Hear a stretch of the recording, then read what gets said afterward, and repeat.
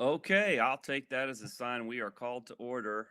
Good morning. Hang on just a second. Kevin, let Kevin get us live. We are live. Okay, thank you. Okay, good morning, ladies and gentlemen.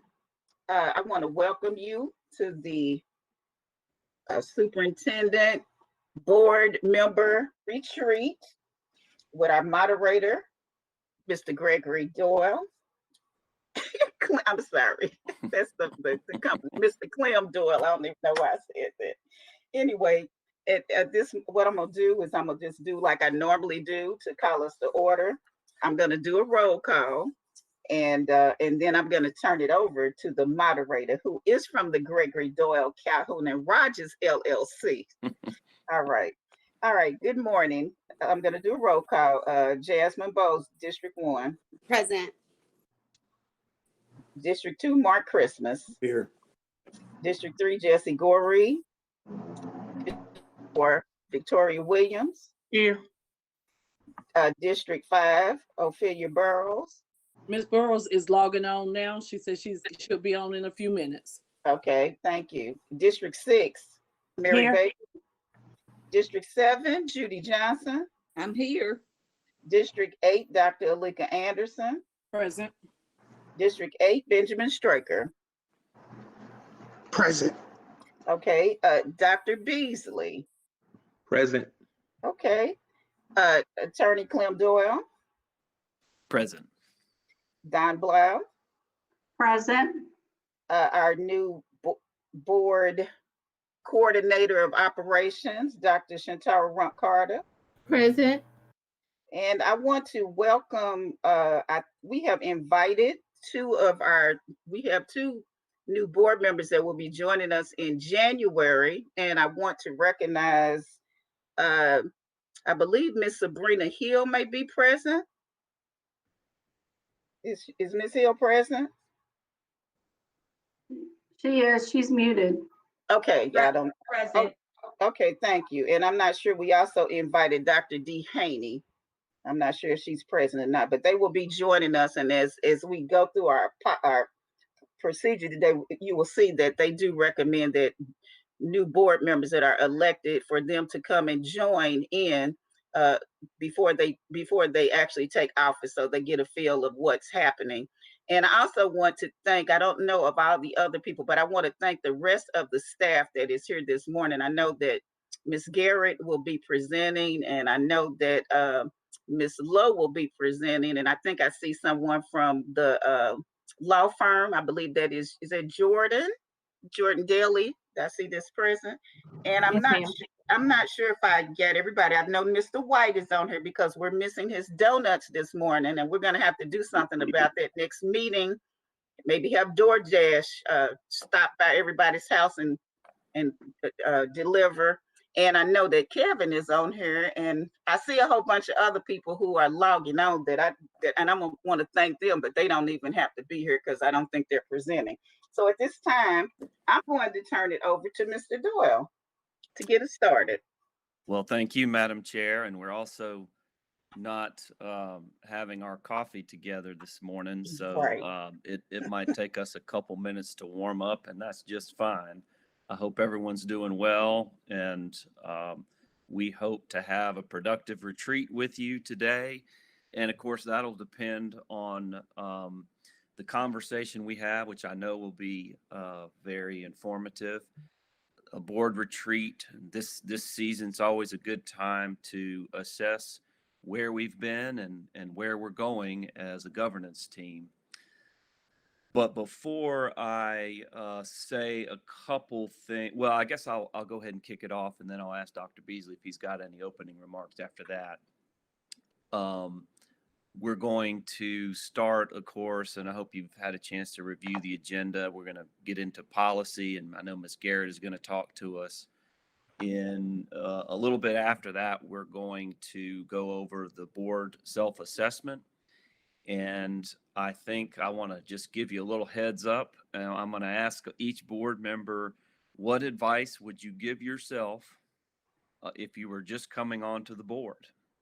Many of you have years of experience now, Others have just been on for a few years, but I think that's a good way to kick off our conversation and frame the discussion, particularly knowing that you're about to welcome 2 new board members. And so 2020 is approaching its end, so we can all be ready for that. So that having been said, as I always like to do, would just like to see if Dr. Beasley wants to give us any opening remarks to get us going. Well, good morning. Thank you, Clem. Good morning, members of the board, chair, vice chair. It's good to see you all this morning. I think everybody's up and dressed. I'm checking attire this morning, so y'all looking good. Hairdos and all looking good. Congratulations, Ms. Hill and Dr. Haney. We look forward to working with you all and spending time sharing with you and getting you transitioned to this new role, which I'm confident that you will enjoy. This is our first retreat for the year. I can't believe that it's October. So let's have fun and let's get the work done. And you all know I'll be sending you things that may help inform the conversation. As I'm telling you, this is the worst thing for you all to do is put me in front of a computer in a meeting where I have at my fingertip all the data we need to inform our conversation. So we're going to make sure that whatever we need, we'll have, and we look forward to being a part of the conversation. Thank you, everybody. Everybody stay safe and stay dry as well. Oh, Mr. Doyle, before you start, I have been informed that Dr. D. Haney is present. And again, I want to thank all of the additional staff that I see here, such as Dr. Wilson and Ms. Hamilton and all those people, because I thought I sent an email out and said that they didn't have to be present, because to be honest with you, on a Saturday morning, and I'm a new grandmother, this is really not where I want to be at, because I have a new grandson. I have a bunch of granddaughters. I finally have a grandson, and I really want to be sitting holding him. So I thank all of the other employees that are on that really don't have to be here. But go ahead, Mr. Doyle. Thank you, Madam Chair. So this morning you have seen the agenda. I'm just going to tell you briefly, we have 3 major segments. The first being board policy discussion, second being board governance and strategy, and the third being community use facility presentation. We may have an executive session after that. We'll talk about that when we get there. We don't have any planned breaks, but of course, when the time is right, we'll give everyone a stretch break, and y'all can help me if you have any suggestions as we make our way through on that. But first, let's talk about board policy. And you see 3 subparts to that conversation. The first is going to be review current policy, review schedule and process. The second is we may have some time to talk about the B policies, and the Madam Chair may frame that for us as well. And then we'll talk about during this virtual setting how the board wants to approach its public participation process. And we've as a group, you all know there has been feedback asking how our policies are shaped. And it's a very important question. It's a very germane question. And I would just say a great policy process always involves 2 major components.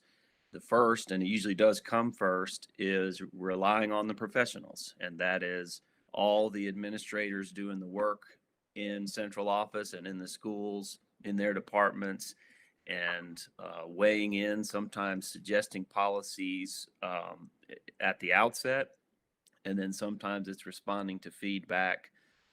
So that's the first part of it. The second part, of course, being board involvement, and that's where there's been a lot of conversations, and the board, I think, is going to be asked to answer that question. What role do you think the board should play in that, and what's the most productive and coordinated and efficient way to go about that? I'm looking forward to what y'all's insight is on that. So that leads us to our first segment. We're very fortunate. I think we get to peek behind the curtains a little bit into how this process looks. And Mrs. Damaris Garrett, Esquire, is with us this morning. I don't see her, but I hope she is She is with us, and I believe, and I don't know if you want to introduce her, Dr. Beasley, that'll be our next segment. Oh, well, everybody should know Ms. Garrett. Ms. Garrett serves as our Director of Equity and Compliance, and we're going to let her share the information that I think is critical to this conversation. Damaris? Good morning, everyone. Thank you, Clem. Yes, I am here. I came in early, so I might be pushed down. You all may be able to see me now. I want to say good morning, Madam Chair, Madam Vice Chair, members of the board, Mr. Superintendent, Dr. Superintendent, and the community at large. We did provide to you all a very small, a very short PowerPoint presentation that gave a brief overview. I will actually bring that up and present now, just really quickly. Don't want to take too much of your time, but we hope that that will set the framework for what the current process looks like. I did have I had the pleasure of having a very detailed conversation with Ms. Goree, gave her a little bit of the behind the scenes.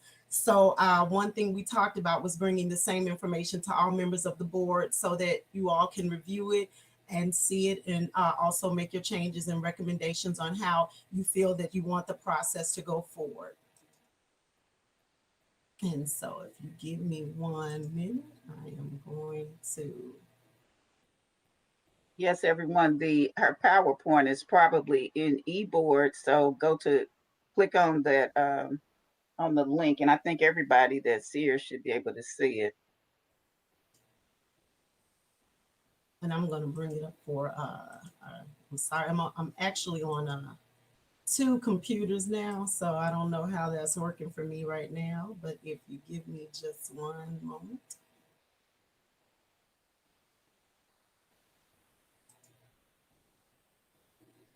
I think I'm going to have to bring it up on my internet. It's telling me that it wants to present it from the Chrome. So from my Chrome, wants to present it from Chrome. So let me see if it allows me to do it from there.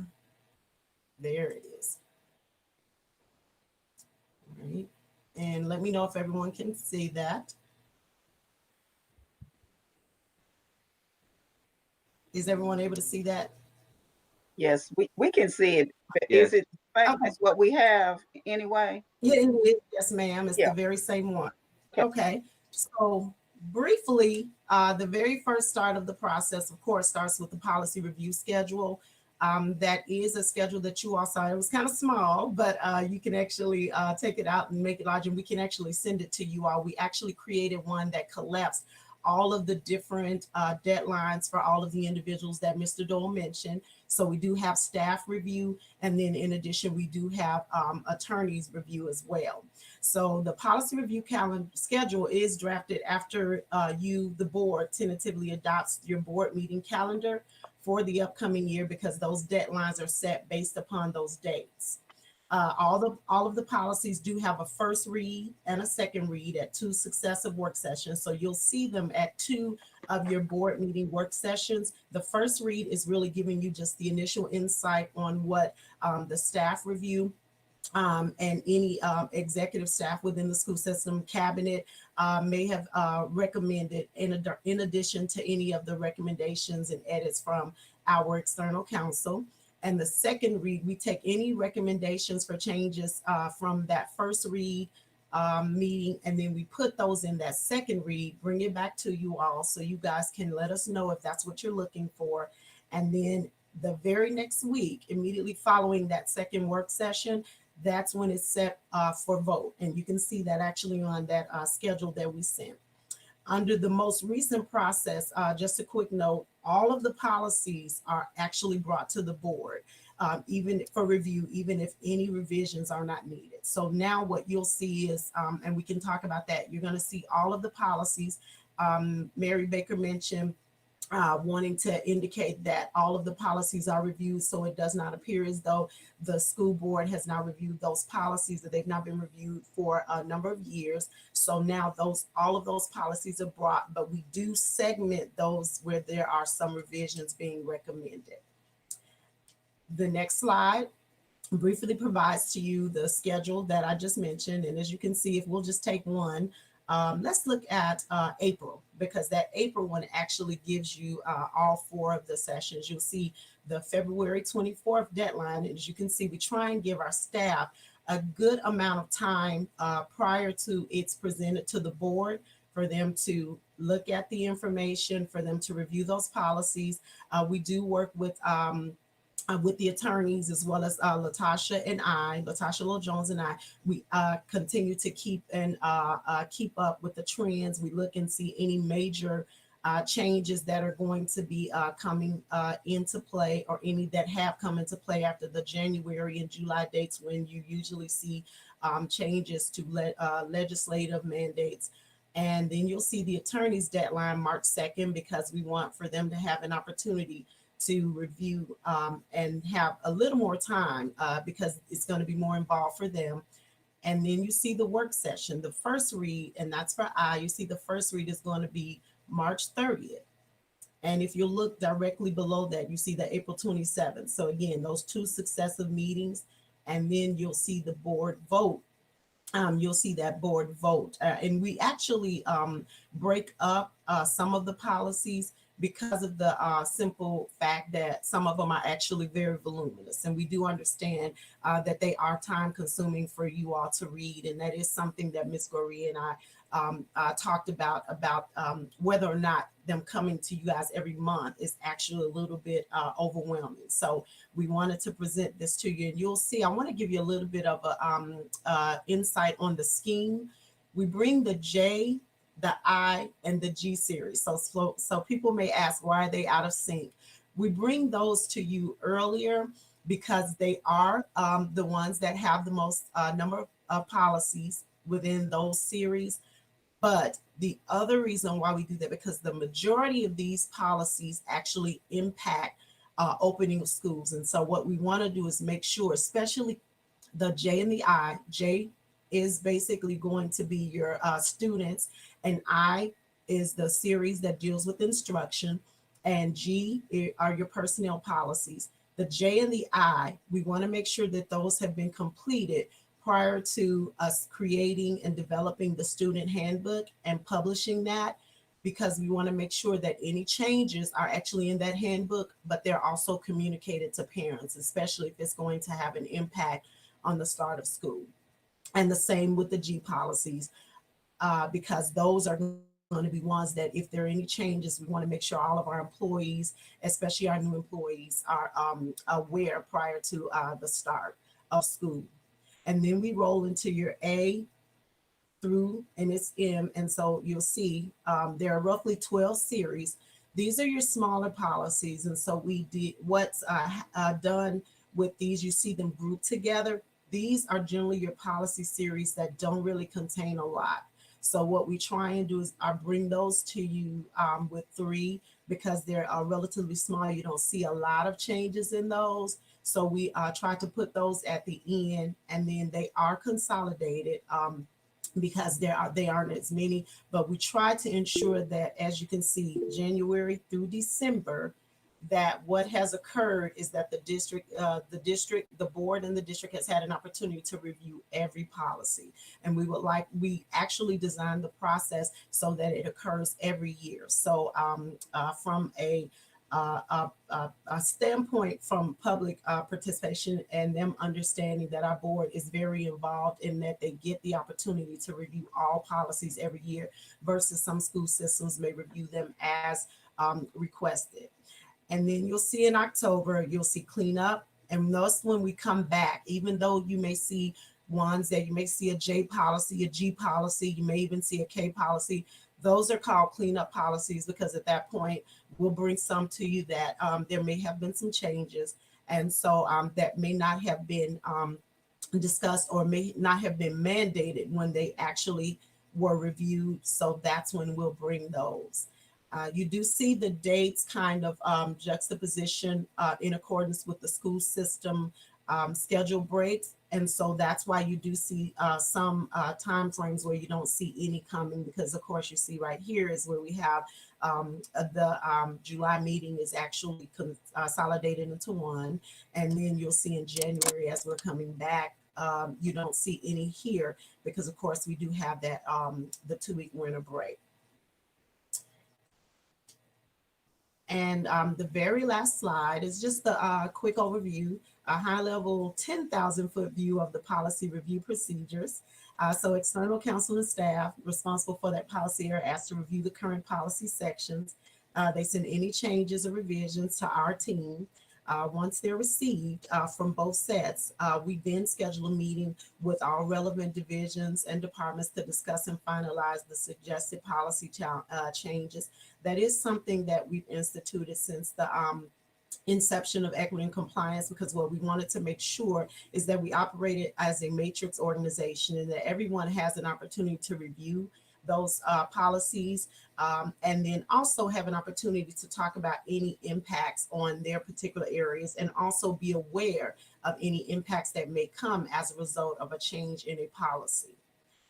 Just want to put a note, board members are certainly welcome to join. We have had some board members to join our policy review session meetings. If your schedules permit, we certainly ensure that there's no more than 4, so we don't have the quorum issue. But if there's any instances where if this is continued to be incorporated into the process, where board members would like to join, Dawn previously through Sherry, but Dawn would advise us and let us know, and we would advise when those meetings would take place. And the very last step is that the legal compliance officer, Ms. Latasha Lowe Jones, she compiles the final draft of those policies and she forwards them. Right now, it's actually to Dawn, and we would like feedback on whether that will now be Dr. Carter to be uploaded into eBoard for the board review, and it is in accordance to that that schedule.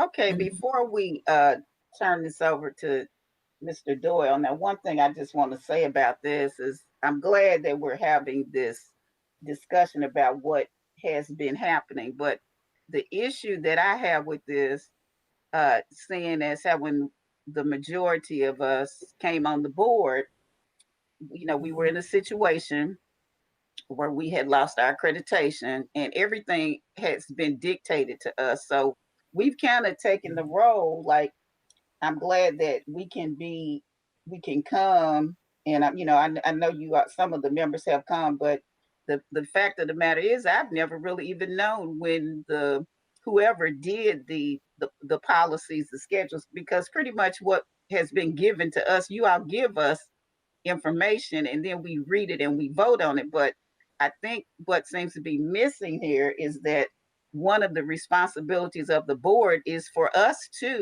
we are the policy makers. So our whole purpose of this retreat is because we have been listed as an exemplary board. We want to really be involved with the policy, with the procedure. So Mr. Doyle, go ahead and do your presentation. And I think what we would like to do as a board is to maybe change our role in this process, and we may even change the whole process as far as the policy development. I'm just speaking for myself. Other board members may not feel this way, because I'm gonna just be honest with you. The other meeting that we had, I think we had like 4 different policies that were on the schedule, and I just personally feel like that's too much if we're really going to do our role as board members to really to look at them, because along with all of the board meeting stuff and then trying to put the policies in, we really need to look at them very carefully, and maybe we don't even need to cover all of them each month. So go ahead, Mr. Doyle. Madam Chair, is this a discussion, or we want Mr. Doyle to do his, and then we're all going to talk about all of this at the same time? We're going to let him present his part, and then we're going to discuss. Yeah, I thought I might. I'm really just going to add a few points and then frame that up for board discussion, Ms. Bowles, if that works, so that everyone can really get into it. Because I know we've got lots of people maybe who want to really dig into this process. So I don't have a whole lot to add. Ms. Garrett laid that out very clearly for everyone about how the process has worked and how it has even evolved over time. I probably would just add it in the form of a few questions for board discussion, and then give a little insight myself before y'all start discussing it. And that is the issue of frequency. Does the board feel like these policies are coming at them, so fast and furious every single year that the board wants to stagger that a little bit? There are boards that don't have an automatic review process every year, and just take it, respond to when changes are needed, and then and so you can look at maybe adjusting your annual process, stretching it out over X number of years, 2 years, 3 years, if you feel that there's a balance there. I think the regular process has been strong, so I'm not recommending that you stretch it out too far or that you eliminate it, certainly, but you could look at and you also have to be sensitive to those times of year. For the J policies, you've got to print a student handbook that has to go out at a certain time, over the maybe early summer to get it printed and everything like that. And so that's the issue of frequency. The next issue, I think, that you're also already talking about, and then Ms. Garrett already touched on it, is what comes to the board. I think in the past, the board members have just seen the kind of the red line that comes to them, and it hasn't always been all the policies in a certain section. So let's say there was only one policy in the J section that was being addressed, that was maybe the only one you would see. And I think that change has already been made, perhaps, where all the policies are going to come. But also maybe the board could consider a certain way of tracking it, redlining it, so that you know sort of what comes from who, what is coming from, council, what's coming from a certain department, so that you can see all that. And then the other thing you're going to have to figure out, and that brings me to my third point, is, and I think you should have some discussion about this, so I don't want to frame it up too much. What role does the board want to play along the stages of the process? You certainly want to hear from administration and let them give what I'll call the professional recommendation, if you will. But you also have to have a way to offer input. And when you want to see policies on certain topics, there needs to be a way to do that. And so you all can have conversation about that. So those are just a few items to keep in mind. There may be other items too. So at this point, Madam Chair, I think we could hear from board members on how you guys want to see this. Clem and Ms. Gorey, I would just add, I did paste in the chat box, and I sent to your email, the used to be advanced ed, but Cognia is the term now, standards. And as you all know, that the policy development review revision process is an important part of the accreditation or reaccreditation process. And I agree with Clem. While there are many districts, in my experience, they have gone through all the policies every year. Some districts have only gone through select policies or as the need arises. But the point is to have a policy development review process that you consistently adhere to, that is documented. And so I just wanted to make sure that we understand. I think we do have, the board does have flexibility as to the process and the frequency of reviewing certain policies, but there has to be a process that we document. And so we'll be glad to, once the board decides the role it wants to play, we'll be glad to figure out exactly how staff supports that process. Okay. Thank you. Well, I'm gonna get the discussion started. One thing that, since we do actually have new board members, board member elects that are here in the retreat, and I know that Mr. Doyle had mentioned that he was one of the questions when we go into the further rest of the retreat, questions that he was going to mention about what would be our advice to new board members. And I guess I'm just going to give my advice now. Number one, you know, when you decide to be a board member, the first thing that you need to do, because the policies are available to the public, is everybody needs to start reading policies so you have an idea of what you know, what some of the things that you're looking at. As I said, one of the things that I have not really appreciated. I mean, I do appreciate the fact that policy, that the information is given to us, but since when I came on the board in 2008, everybody just, you know, pretty much wrote stuff up, handed it to us. We looked at it and, you know, we read it, and then, you know, we voted on it one way or the other. I think that the board really needs to have more involvement in, you know, in what we're doing.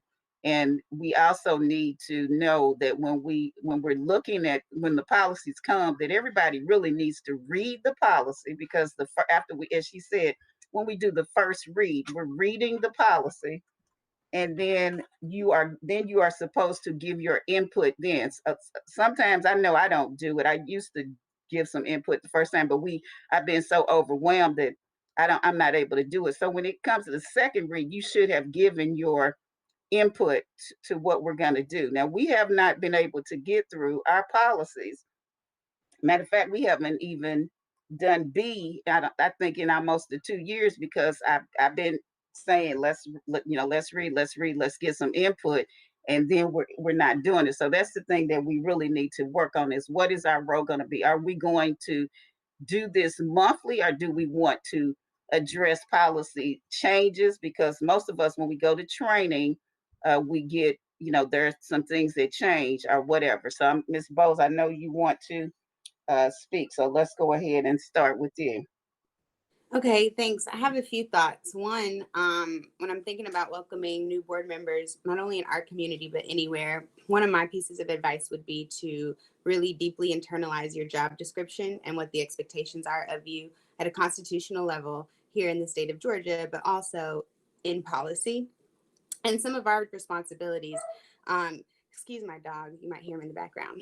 Our three main responsibilities are to pass an annual budget, write, oversee, edit, not implement policy, but the policy process is ours. So budget process, policy process, and then our final role has to do with making sure that we support and manage our one employee, right, who has the thousands here in our district. So those are the three things that I really try to work on and focus on as a board member: policy, budget, and making sure that our superintendent feels supported. So through the policy process, one of the things that I'm thinking about is how, to Madam Chair's point, this is one of the things I wish that we had a little more deeply entrenched in our purview. So one of the things, I'll try to be specific and not just like give how I feel. So I'm looking at slide number 4, which talks about the policy review procedures. And one of my initial thoughts is that it just looks a little out of order. I really appreciate all of the work that our incredible expert staff does here at the district level. And I think their feedback is critical. What I think could strengthen this process perhaps is, instead of bringing things to the board as the last step, if the staff could include or ask the board what they think as step 1, take those ideas to external counsel, staff, where you all have these meetings. I appreciate that board members are welcome at those meetings. I really love that that is reiterated here. I have attended those meetings and I have felt welcome, and I thank you all for the work that you do there. But I just find that it would be great if 2 things: 1, the board were involved more early in the process, and 2, I'm hearing, and I'm sure no one means it this way, but I'm hearing folks say more than once, like, let experts get involved, almost as if there are none of those here on the board. And I just want to be sure that we remember that even our parents are experts, teachers are experts, we've got educators on the board, we have finance folks on the board, and the degree to which our advice or input is taken is secondary. But I do want you all to know that we've got a lot to give. My last point, and then I'd love to hear thoughts from the rest of the team. I think I heard Attorney Doyle talk about another cool thing that could be additional to this process. I love the tracking and redlining idea. I know that we can see edits that way. It was unclear to me that we could track who the editors were. And I think that's really strong, smart idea. So the tracking and redlining. And then the final thing is we'll probably get into this later today, but I really look forward to us talking about committee structures, because I think that to discuss not only this policy and this process requires and deserves a lot more time and intentionality from a devoted and committed small group. Not that that is not happening on our staff already, but I'm talking about exclusively and fully with the board, and of course in partnership with the staff. So I'll pause there, but I have other ideas for committee structures that I hope we roll out, but policy is certainly one of them. Thank you. I'm going to speak to what you said about the experts, because I'm not sure I understand your point about you're saying everybody is an expert. I think the word expert here is because policy is law. We don't have any, we have opinions, and we can say that we are experts, but we are not the experts because we're not the lawyers. And I the respectfully disagree. and well, that's fine. But Thank you. what you got to understand, and I'm not disagreeing with you, but I want you to understand that when they're saying experts, I don't want us to look at it as if anybody is belittling our role, because I do agree with you with what you're saying, because that's the thing I'm saying too, is that we really have not been involved in the process. We've basically been, the process has been that, and then I noticed when I was looking through our needs assessment that someone wrote about the public, and I think one of the assumptions too made is because the majority of the board are veteran board members. We are aware. We're kind of aware of what we do, like as far as policy. One of the things that I've noticed that any policy that we deal with is posted for the public. The public has input to all of our policies, but new board members may not know that that is the case. And for the past couple of years, we have not received any input that I've seen from the public. I think people, they just, kind of, the policies are out there. Nobody gives us anything. Now, when we first came on the board, we used to get a lot of input because everybody in the community felt like the board didn't know what they were doing. So everybody had sent their 2 cents worth in. But when we're talking about the expert, all of the policies that we have, if you notice, they are all under the state statute. Madam So Chair, I just want to say, excuse sometimes me, when let I'm me thinking, finish. To my knowledge, we don't, we are entitled to give our opinions and input. But I think that's the word that we mean as far as experts. And Miss Garrett and Mr. Doyle, correct me is that what you all meant by Oh, yeah. And before, hold on 1 second. I was thinking that as we open this up for discussion, that we were going to go around. And when we think about making sure that we're like conscious of our, I don't want to go back and forth. That was like my idea. And so I don't want to think, or even open up a platform where we get into the idea that we can nitpick each board member's thoughts and sentiments about this position. So if that was a word that made some people uncomfortable, which was me retorting to the expert comment, I hope those who heard it understood that by no means was I like being antagonistic. I'm just saying we've got to understand that everybody has strengths to give throughout the policy process. And our policies are not laws, but they are grounded and must oblige by all laws. And that's why we get to change them, because we are policymakers, not lawmakers. Okay, and let me finish my thought. I just want to make sure that you mentioned expert. Since the public is looking at this, I am saying that I agree with you that we all bring expertise, but I don't want you to think that means that anybody is diminishing anybody's responsibility, because the policy, if you read the policy and if you go down and look, they are all grounded in state statute. Mr. Doyle.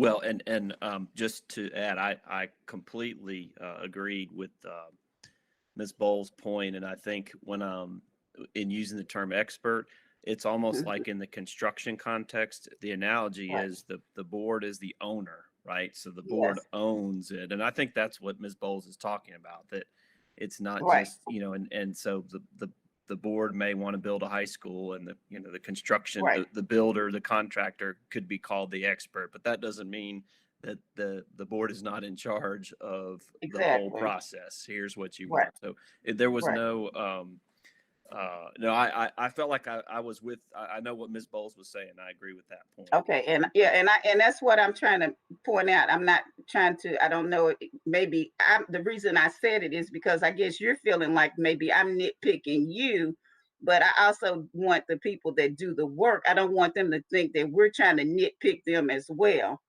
Because every year when we go to GSBA, and something comes up new, like there's a new law, there's a new state statute or something like that.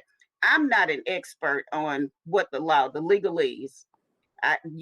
We do own the policy because that is our main role. But I look at the expert as our legal counsel, as Mr. Doyle, Ms. Garrett, and whoever works there. But my point is, and I'm not sure what Ms. Bowles is hearing, but I am in agreement that the board has to own the policies, and the board needs to be more involved in the whole process.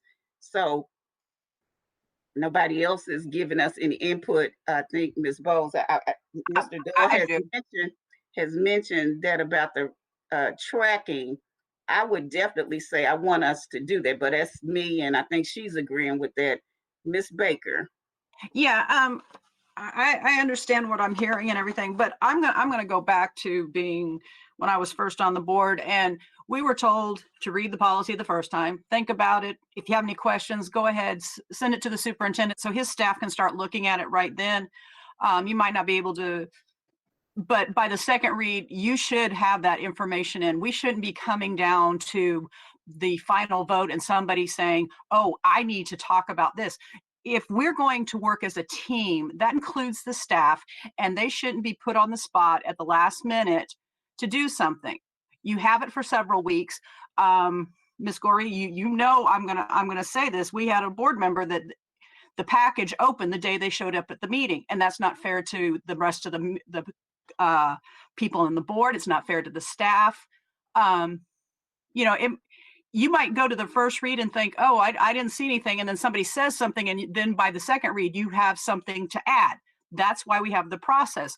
But this delaying because we want to wait till the last minute to read it, it doesn't show our intent to be involved in the process. These people work hard on these things.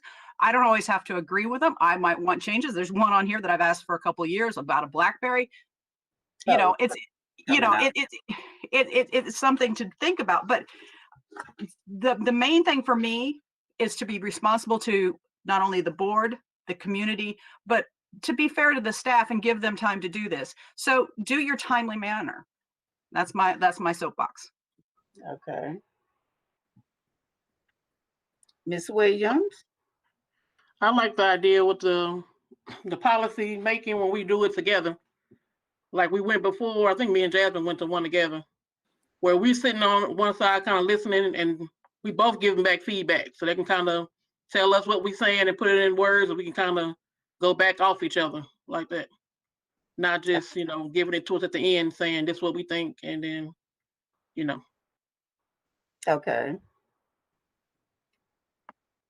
So we have two suggestions here. We have Mr. Doyle mentioned the tracking, and Ms. Bowles is mentioning committees or whatever. However, I think that we might also want to look at the fact that because of the way that I think that Ms. Garrett and them are doing the meetings, that we might look at changing our process, because I think it's going to take longer than us doing this monthly. Because okay, so if, let's say for example, if Ms. Bowles and Ms. Williams go to the meeting, that's 2 board members.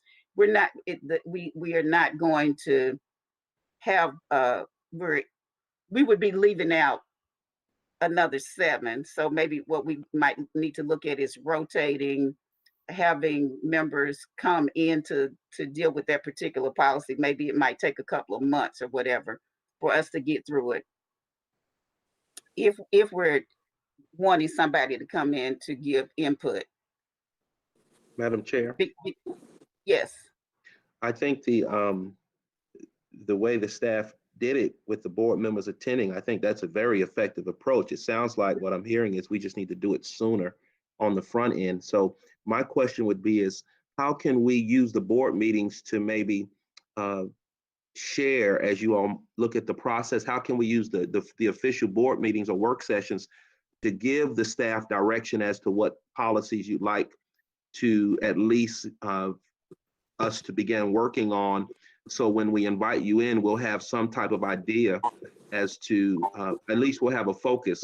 So maybe if there are specific policies or specific policy considerations, allow that to happen first from the board, and then that informs the staff as to which direction we may need to go in. And then of course, once the staff has the opportunity to do whatever it does relative to the policy, then they can engage with the board, whether it be coming to those meetings, et cetera, just to have that conversation, that interaction. I hope that makes a little bit of sense.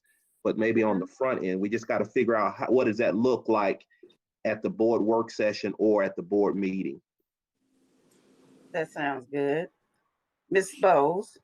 I think that sounds great too, Dr. Beasley. I like the direction we're headed. Those are some of the right questions. One of the comments I was just going to make to answer one of your questions. Oh yeah, so moving that process up to the moving the board inclusion process up sounds really strong, as well as a different way to leverage our work sessions. Love that idea, maximizing board meeting work session time. The one thing I want to raise again, Madam Chair, I like what you were saying about making sure more board members get exposure in those policy meetings. And I also hear you on the rotating piece so that everyone gets to experience that. I also just want to reintroduce the concept for everybody to think about. I'm not attached, just raising it in discussion about the concept of this committee. Because if there's a policy committee, there would then be a devoted group of people who are committed to this concept. And not that it does not at all negate the rest of the board's involvement or influence. What it does is it takes out some of these questions about who can do what, which month, which week, who didn't go last time.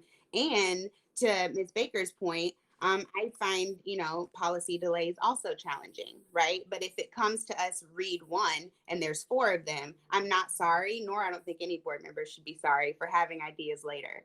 And we should just find a process that is amenable to all of that. So I'll stop there. But as we're thinking about how to rotate and do what, a committee would nip all of that in the bud. And we can rotate a committee easily. Well, the committee, again, I'm going to go back to just the example that you and Ms. Williams, you can be on the committee all you want to. That's fine. But but when you do the committee, you are still, this is the whole idea. We're talking about the board on this. We're not talking about 2 or 3 people that sit up, because technically we already have a committee excluding the board, because there's a committee that comes up with the whole policy development. We want the board involvement. So you could frame it however you want to frame it. The fact of the matter is that the whole board needs to be involved with whatever is going on. And number one, we don't necessarily even have to do all of these policies every month. I think number one, that's the first thing we needed to decide. Do we want to continue these policies every month? Some of them we don't even need to go through. We can go to the point where, as Ms. Garrett mentioned, the fact that we have some that we could address them when there are changes, or we don't even have to do that. I think that before we make a decision, this is really a good discussion and some homework that we need to come back to, and maybe we can make this one of our agenda items. Is going forward, do we want to address all of these policies the same way every year? Because I personally don't feel like it's necessary. Now, that's just my opinion, but there are 2 or 3 of them that we must address every year. We know we must address the J policies. What's the other? I think you said the G policies. And I'm not sure, and we can look at our own policies, the B policies, and see if there are some things that we need to do. So I think we need to look at that. Do we want to do this every month? Because if we're going to say that the board owns this, then the board needs to own it. And every board member that's interested in being a part of this policy development should be able to attend the meetings. We should not make this specific to 2 or 3 board members. And Madam- and it might be that only 2 or 3 members want to be a part of it. So if it's only 2 or 3 members, then fine. Madam Chair, may I suggest, as I listen to you all, I think I hear you and I think staff hears you. I think it would be helpful if you all could use possibly the end of the, like maybe the last work session of the year to give some idea as to what policies you would like to consider for next year. So staff can start working on that. But we should remember that whatever the cycle ends up being, we have to document even the policies that don't change. We have to document that we've reviewed those policies. So at some point, we've got to do a catch-all where we go back and look at those policies that may not have changed. Does that make sense? Yes. So you may have a light year, but just remember you can have several light years, but at some point you gotta get all those policies that you've not looked at, even if you don't plan on changing them, to go through the review and you even just for the board to say we're good with the policy staying the way it is. And so I wanted to share that. And also I'd like to share, to your point about the committees, all I would just caution the board, I've had experience with boards being removed because of committees. I want you all to benefit from my experiences. I've seen that. And what happens oftentimes is people start holding back information from their colleague board members, which it becomes like knowledge becomes power. And that's why we like to, and I want my staff to, we're going to open up those meetings to all board members. You all can decide among yourselves who's going to attend, but we're going to open it up to all board members because we know how sometimes knowledge becomes power. And so we're going to support the process, whatever that process ends up being, but we're going to open up those committee meetings, that interaction and that interactive meeting to all board members. And then we'll leave it to you all as the board to decide who attends if that's a decision you all would like to make. Madam Chair? Ms. Baker? Yes. That's one of the reasons that I have requested that our policy shows the original date, the last review date, and the last change date, because even if we don't change it, we need to show that we've reviewed it, because in past years before this board, they pulled out the policies, and there have been policies that hadn't even been reviewed in 20 years. And at that point, you got to realize, is it just taking up paper, because it's not even relevant anymore? Or, we just don't want things just stagnant, I guess. So we at least need to show that we've at least somebody has looked at them, whether or not changes have had to be made. And that's why I requested that to be put on those policies. Right. That's a good thing. And that is also one of the problems that the board previously had that landed us in trouble as well with when we did have committees. I think the other thing is that we all need to learn to be flexible, because we have ideas and we need to look to Compromise. yes, compromise and look at others. And that is what I've been trying to do with these committees. I have a statement. Yes, ma'am. Okay, I have two different comments. If we did do board committees and we had the meetings, how come the meetings can't be recorded like everything else is being recorded, and that way everybody can just look at it? Or we could do board policies like the meeting we have now, where you can invite the public, the people that's here, and we can all review the policy together. And that way it'd be out the way. We ain't got to kind of make all these appointments where the staff coming 4 or 5 times trying to get everybody involved. That's my two. Well, I'm not sure what you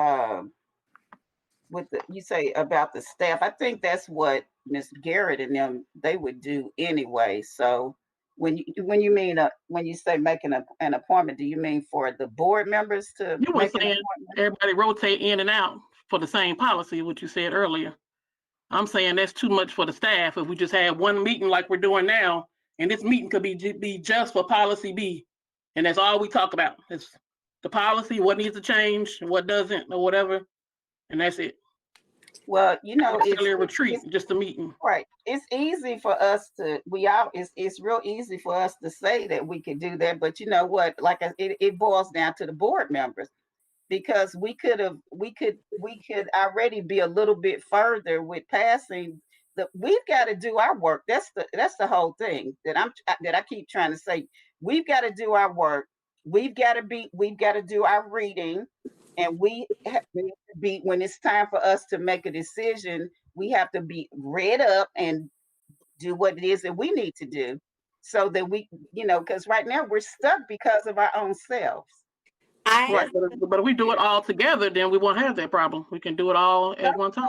It would just be like if we all did it together, then it would be like a call board meeting or whatever. We can do that, but like I said, we just need to look at whether or not how we're going to even go about doing the policies.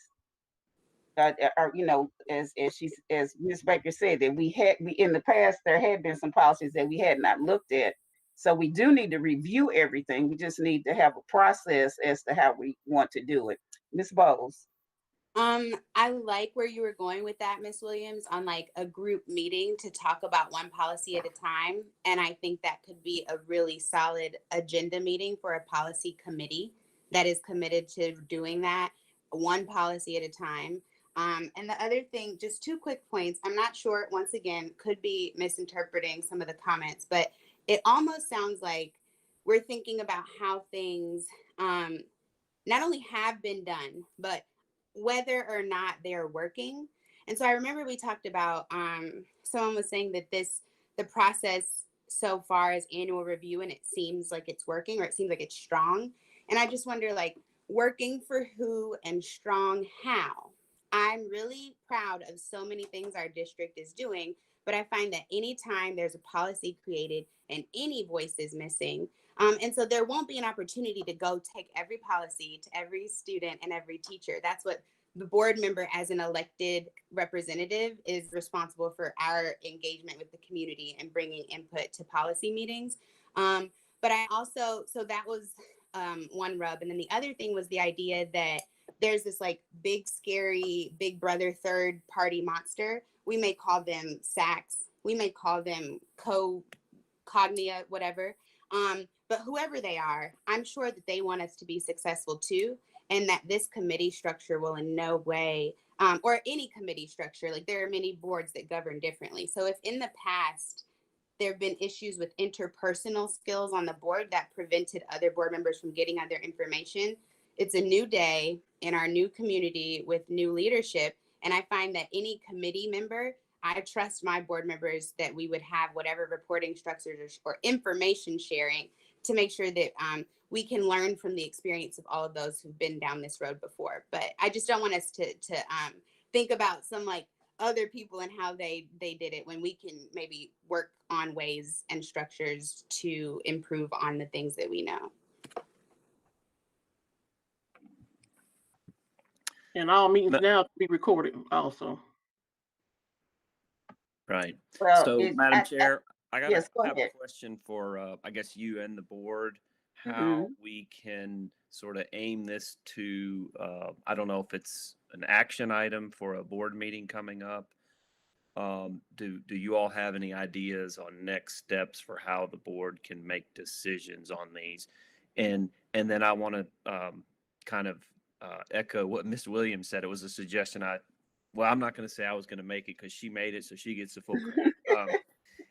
That is to always be, never hesitate to use your retreat process to discuss your policies. You know, you have your annual schedule, but you can always take some time to sit down and do more of a workshop as well. So I think that's an idea that works and keeps your option open. I'm perceiving consensus on looking at the policy review schedule and maybe making modifications, but keeping a policy review schedule, just a regular schedule. So over whatever period of time you're seeing everything in whatever level of detail you want to see it.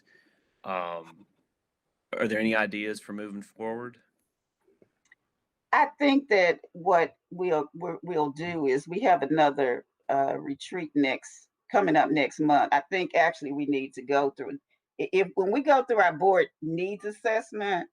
I think once we go through several of the things that we're going through today, that we can move forward. Because, like I said, it's good for us. I like the dialogue that we're having.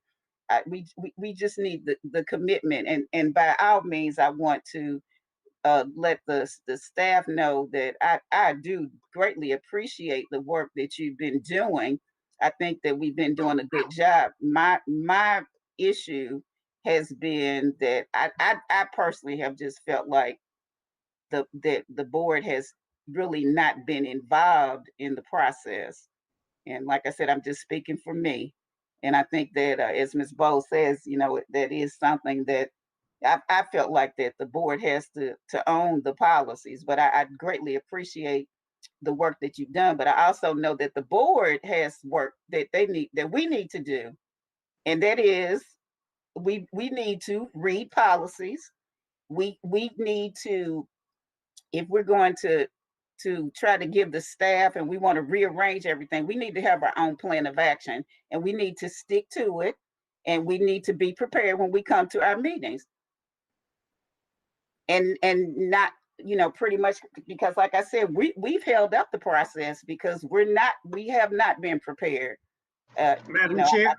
I'm not sure. It's sometimes if, I don't even, because we don't have input from a lot of people, that doesn't mean that they haven't looked, but I just think that we got to have consensus.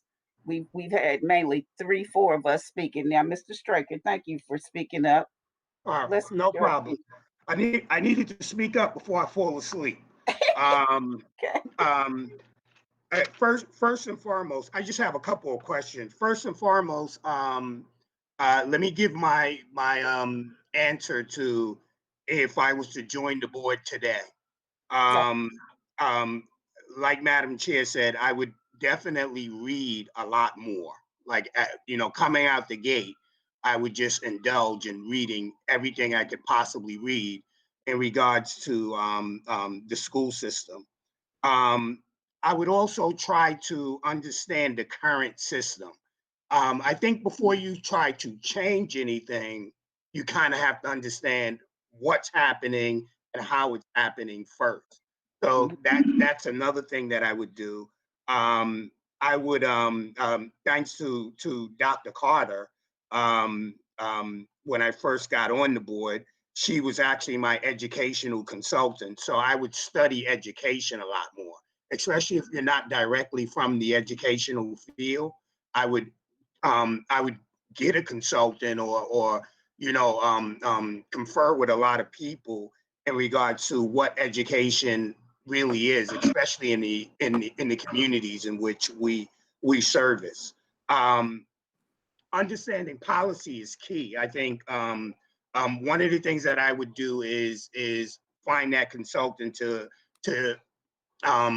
teach me more about policy and understanding it and how it's made and how it's reviewed. And I gotta say, when I first started, Clem was a great instrument to doing that. I mean, I actually came up to his office and spent whole days just learning about policy. I would not try to monopolize meetings like I do now.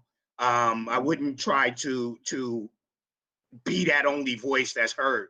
I think if you keep hearing your voice a little too much, you might want to mute your thing and try to hear from some other people and then come back in, once other people have gotten their opinions off. And lastly, I would control my ego so much. I mean, there's times, you're an elected official, people voted for you. So you have a certain feeling of power. So at times you're going to have to humble yourself and say, if I don't show my power, it won't go away. My question is, and I guess it's probably directed to Ms. Garrett, is when we have a vision, a mission, a goal, like, I'll use my example, like wanting more minority contracting.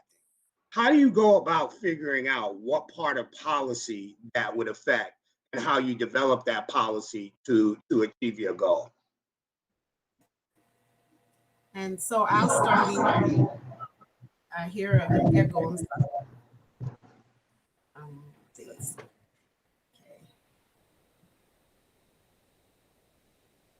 Okay. Yeah, thank you. I'll start in and then I will let Clem chime in. But what we first start when we have policies that are not in existence or we're going to make significant or substantial changes, and it actually is going to entail a programmatic change as well. What we actually do is we start with the law.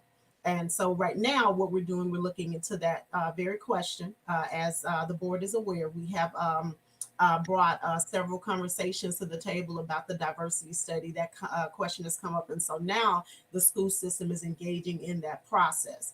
And so once we actually have that process flushed out, then what we want to do is we want to bring your policies, because everyone is aware that there is a policy review schedule. And so what's in policy comes to the board, and it is a board statement. So to Ms. Bowles and Ms. Gorey's point, it is the board statement to the public, to the community, and to the staff on where we are going to go.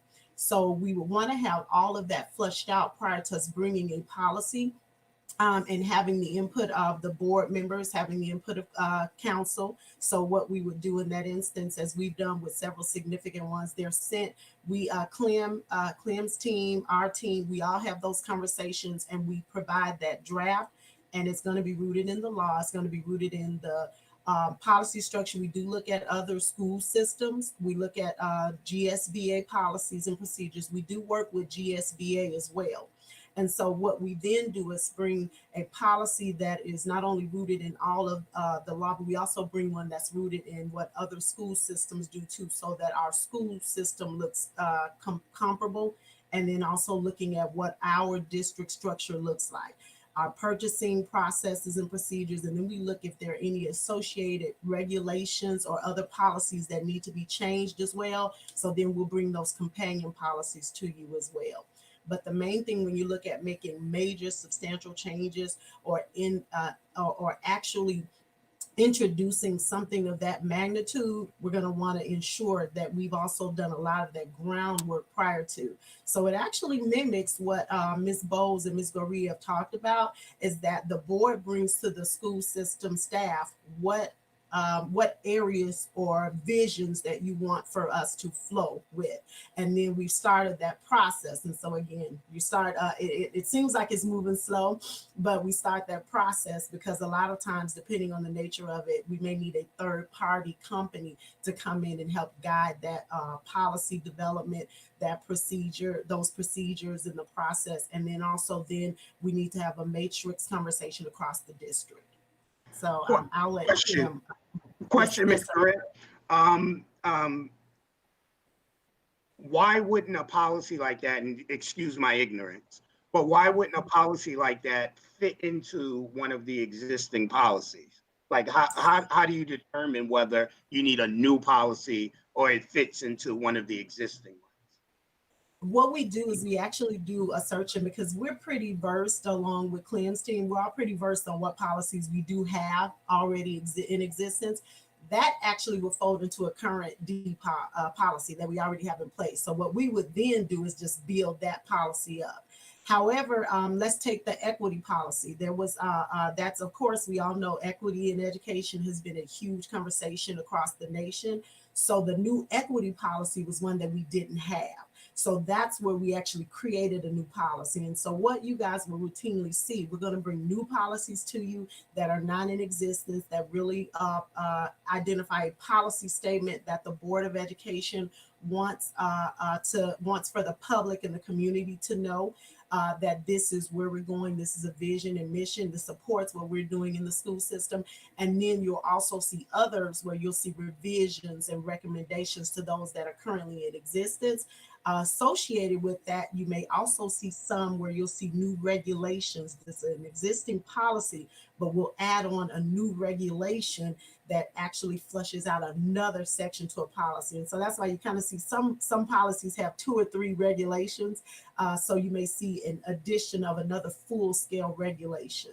So we pretty much start by looking to see if we have a policy in existence already. And if we do, if it is strong enough or is just one sentence. And sometimes we may see that it only has one sentence in it. So we want to make sure that that policy is robust enough. So we may create an entirely new policy that's directly related to what the board wants for us to generate as a policy statement. And Mr. Thank you, Mr. Stricker, Ray. it's interesting that you brought that up because I actually I did scan up something to Mr. Doyle regarding and I actually had thought about putting it forth in this meeting, but just for sake of time didn't do that because right now I think we have what we could say is a policy, but I think it definitely needs to be strengthened. There are some things that we need to add to it as a board. So so I do like that. Thanks for asking that question. Did you want to say something else, Mr. Stricker? Okay, Dr. Anderson. Hey, how are you? I just want to add, as we look at the policies, and I see what Ms. Garrett was saying, are the policies relevant? As we look at them, are they legally compliant? We want to make sure that, and Mr. Stricker, I think that's kind of when you were asking, how do we build these policies, or where do we go from there? Are they legally compliant? Do they reflect do they reflect the district? Does it give an adequate direction to the superintendent? And are we getting the results that we want? So those are the things as we go through policies and as we look at them, board members, I think those are the most important things that we need to do. Ms. Bowles, I do understand what you're saying about committees because everybody may not want to be involved with the policies or whatever, but we do as a board, we do, and Ms. Goree, I understand what you're saying also. We do need to come together and start reading these policies and making sure that when we get to meetings, we're not asking questions about these policies. We know what we're talking about. We know what's going on. And then we move on into, voting and going from there. So we do have to do our due diligence as a board and make sure that we're reading prior to, or meeting prior to that. Now, one thing I did when I was a legislative liaison, even though I was the only person that was going to DC, I did come back and do a PowerPoint and tell people what's going on. That's one of the things we could do also as we rotate out, or either we do it as a whole board, making sure those, if we did not committees, but if we did certain board members that kind of went in and viewed, because it may be a situation where I can't be there, I'm working, or Mr. Straker can't be there, he's working more or less. But we want to make sure that everybody stays knows what's going on, and we just want to make sure that we continue working together. So like I said, I see both points of views, but we got to make sure also that we're reading, and that when we come to these board meetings, that we're not asking questions that that are far-fetched, or we're not asking staff to go back in and redo things, and we've already discussed it prior to the meeting. So that's my point. All right. Thank you for that. And like I said, I'm not opposed to committees. What I'm opposed to is getting in trouble again.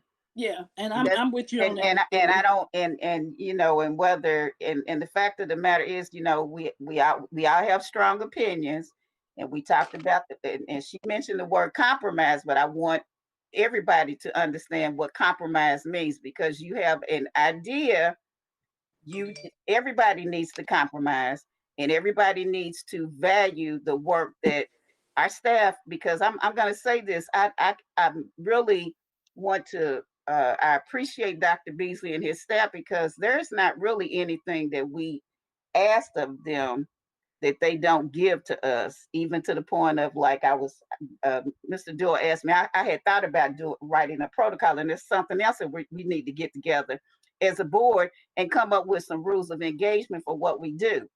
Because I know we were, because I was, I was just, I'm gonna just tease Miss Williams maybe, and maybe Miss Baker or something, because I think it was on Father's Day, we were sending emails to Dr. Beasley.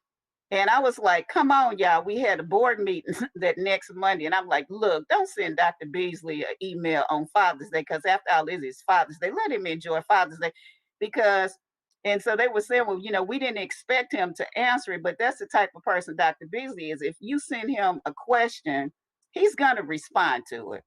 And so, so the thing is, if Dr. Beasley is that type that he's going to respond, then we also, as board members, need to be responsive as well. So we, like, you know, Madam Chair.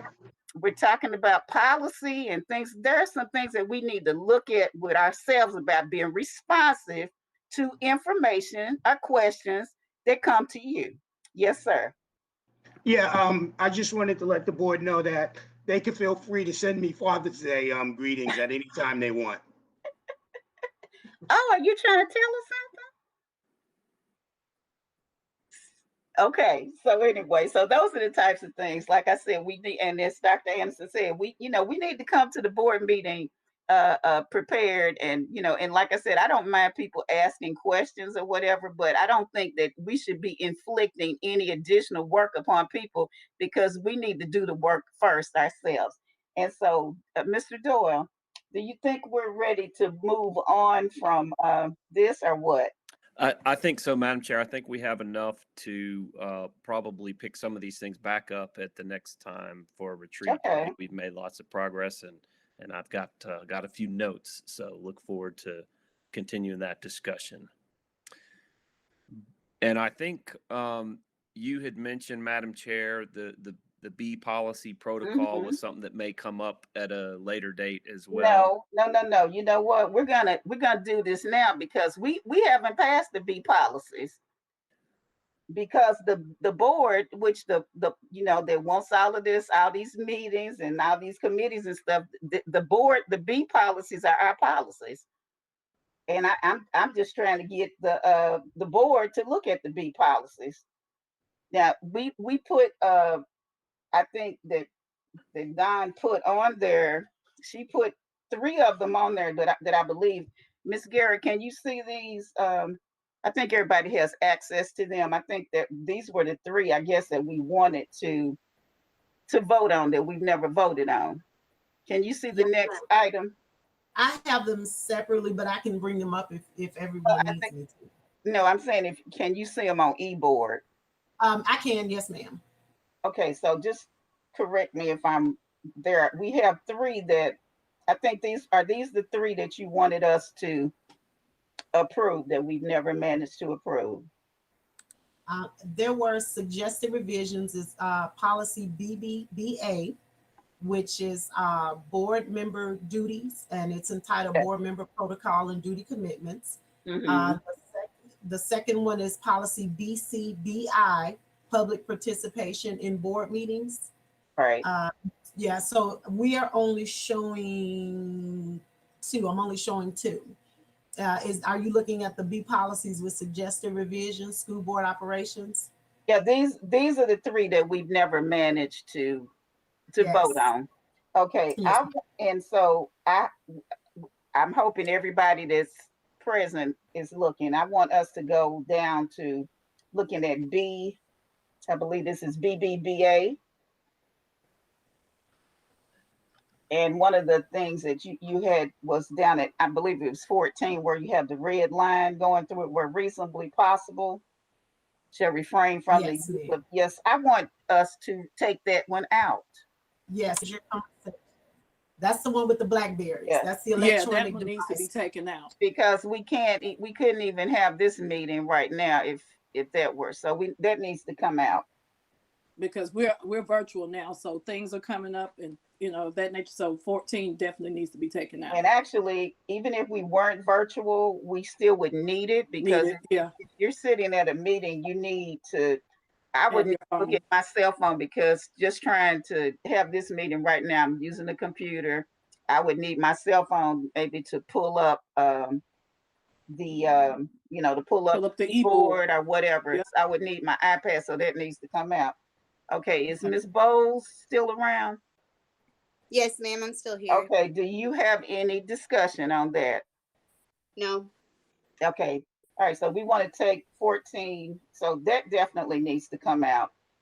And so that we can go ahead and try to get this part of B. Okay, going down to the next one. I think we're no, I gonna think wear I was- BCBI. I think that's a part of it. Okay. All right, so now what we need to do with BCBI, and I need to revert back to the agenda, is I want us to look at this one right now because I also want us to look at the current. Now, this is what we were trying to approve, but now, we actually have a different policy for public participation because we're virtual. So I want us to look at, now this would be, so, and I guess what I need to ask Ms. Garrett and Mr. Doyle is actually how would we frame the policies, this policy, because this would be our normal public participation policy if we were in session in open meetings. So do we keep this one and then have both? What is it that we should be doing since we're utilizing a different format for the virtual meetings? Should it be a BCBI? I mean BCBI A and maybe a BCBI B, or how would we frame this? Or would we be adding the current policy that we're using for virtual meetings to this? Madam Chair, I'll take a swing at it and then let others weigh in as well. You just have an option as a board. The reason to maybe have a separate process is just acknowledging that things are changing fast. You might want to amend that from month to month just based on the circumstances. But you don't have to do it that way. You could incorporate maybe a way to do whenever you have virtual meetings, the way you want to do public participation, public comment, you could embed that in BCBI. I'm not sure you'd want to do a separate, sometimes it's not good to have two policies on one topic because that gets confusing for the public. So usually you want to merge the topics in, but I suppose you could do it that way. I just think those are two options that you all have. I'm really comfortable with either one, as long as the board is weighing in on how it wants to conduct this, particularly during these times. And it's going to be different, as the months go by. What the members of the public can do and what is safe, those things evolve rapidly. So you want to account for that.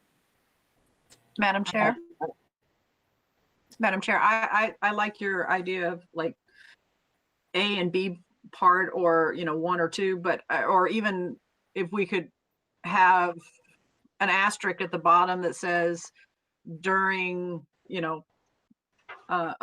normal circumstances where this virtual would be. I think it could be added as a side note, basically, or I don't know if that's the word I want to use, but to this policy, so we don't have two separate policies that look like they're conflicting. Just one, this is the policy, and in case of emergency, this is our supplement policy, something like that.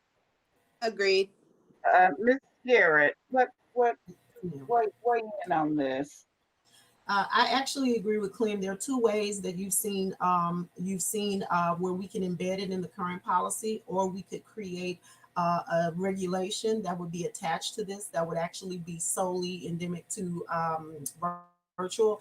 But the easiest way is for us to go in and actually add either a section, or we can embed in an area. So for example, when it says following rules shall govern those numbers, and to Ms. Baker's point, we can add an asterisk, or we can add some italicized section down at the bottom. So we would be glad to go through and look at that and add those in. And or we could actually have, if you guys want to provide us The language, Clem, your team, if you all want to provide us the language, otherwise we could go in and we could look at what the current process is, and we could embed that language in where it is, where it actually will flow in transitionally, and we could have that flow in one, and it's in one area. So that way it covers any virtual environments, which to Clem's point, we don't know what we're going to be looking like for a while in terms of having public participation or face-to-face meetings.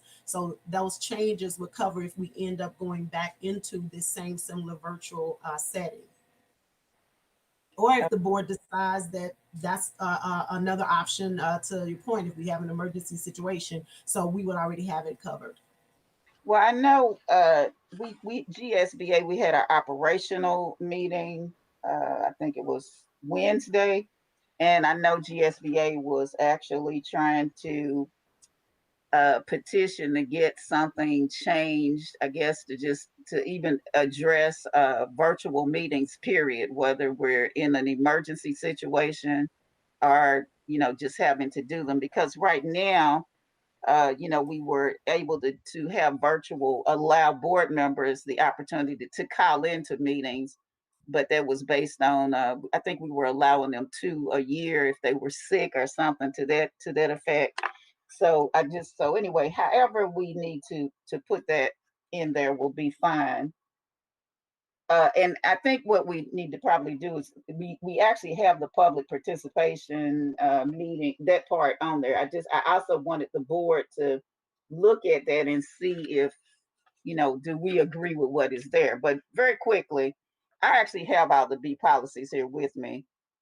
And since we are talking about owning this and this, that, and the other, like I said, we really need to go back and look at all the B policies ourselves, because we need to do some work.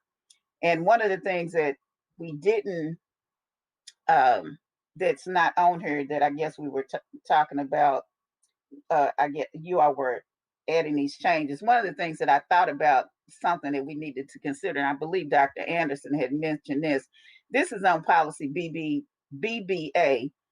And if you all don't have your B policies with you, you can go, if you're on e-board, you can pull up policies.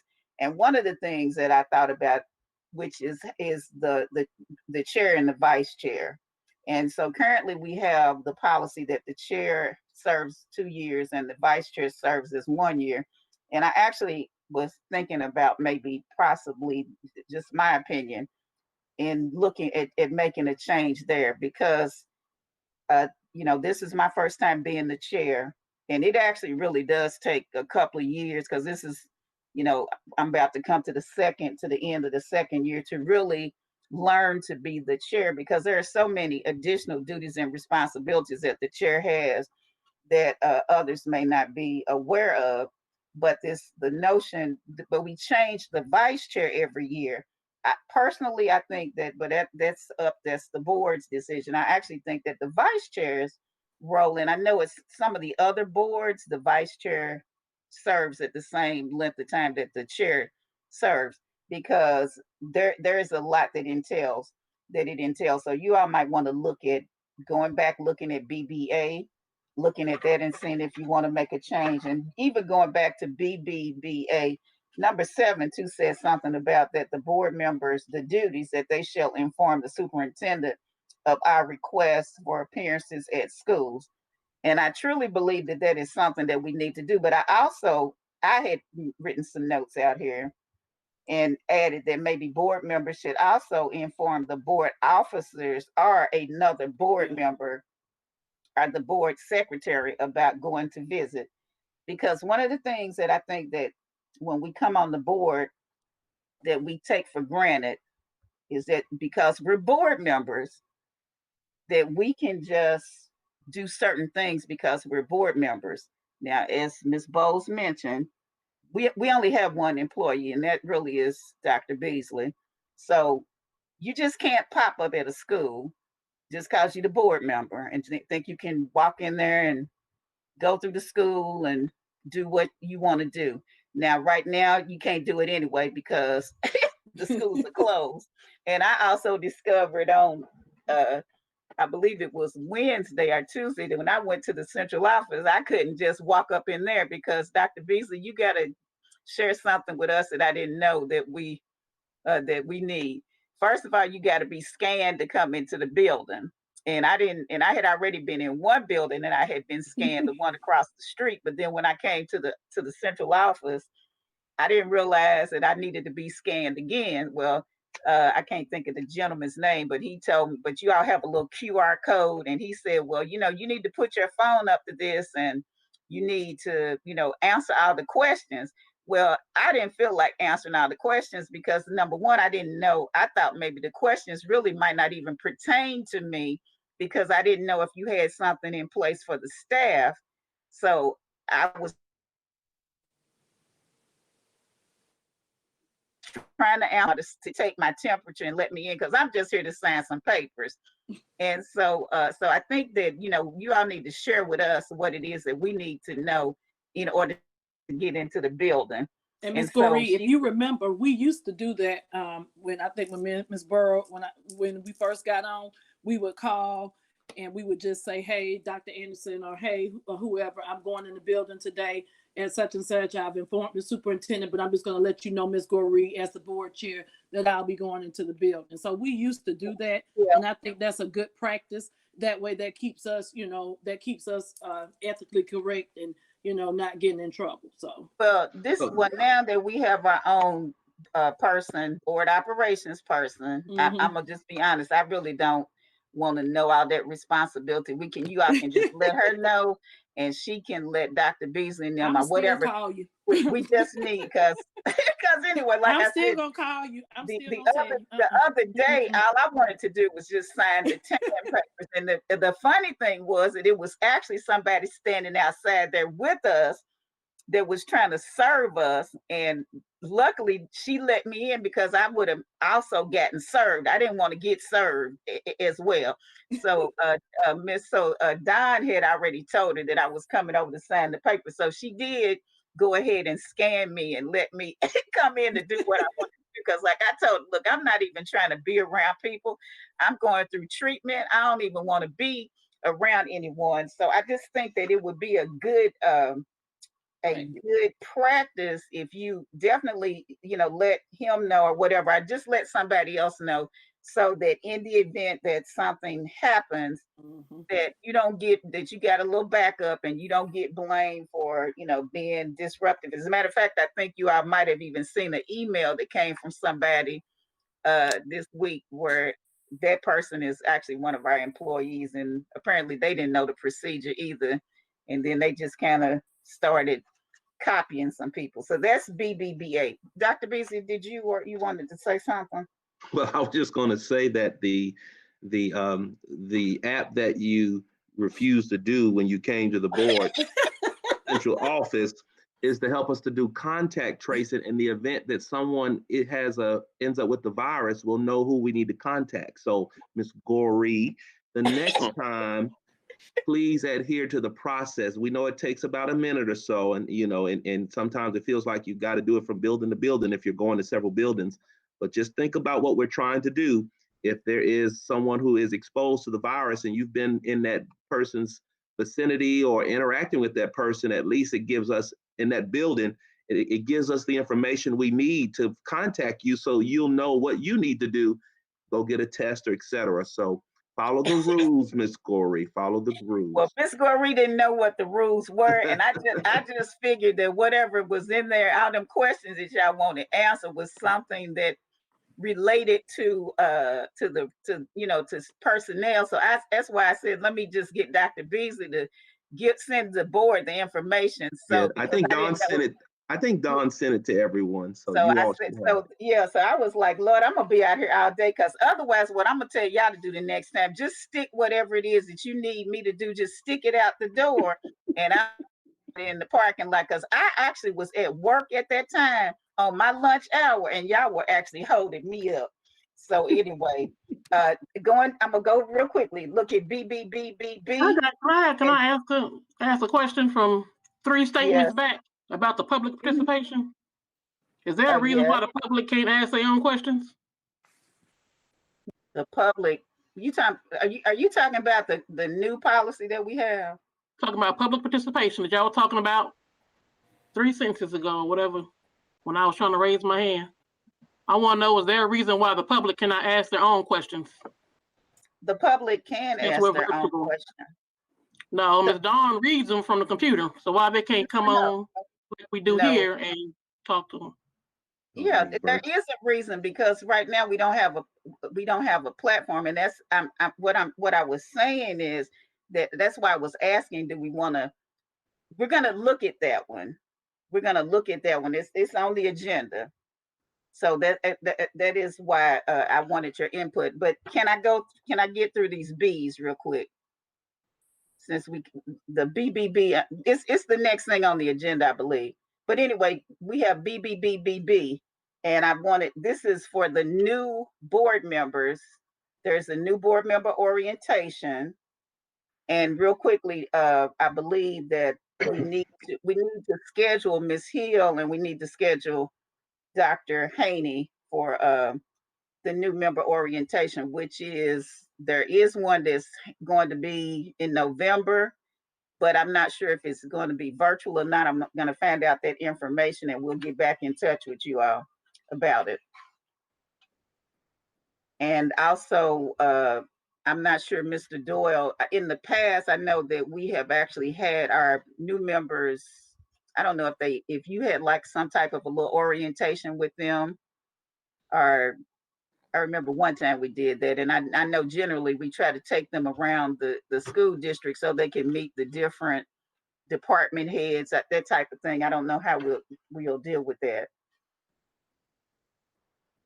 But is that what you would do, or what?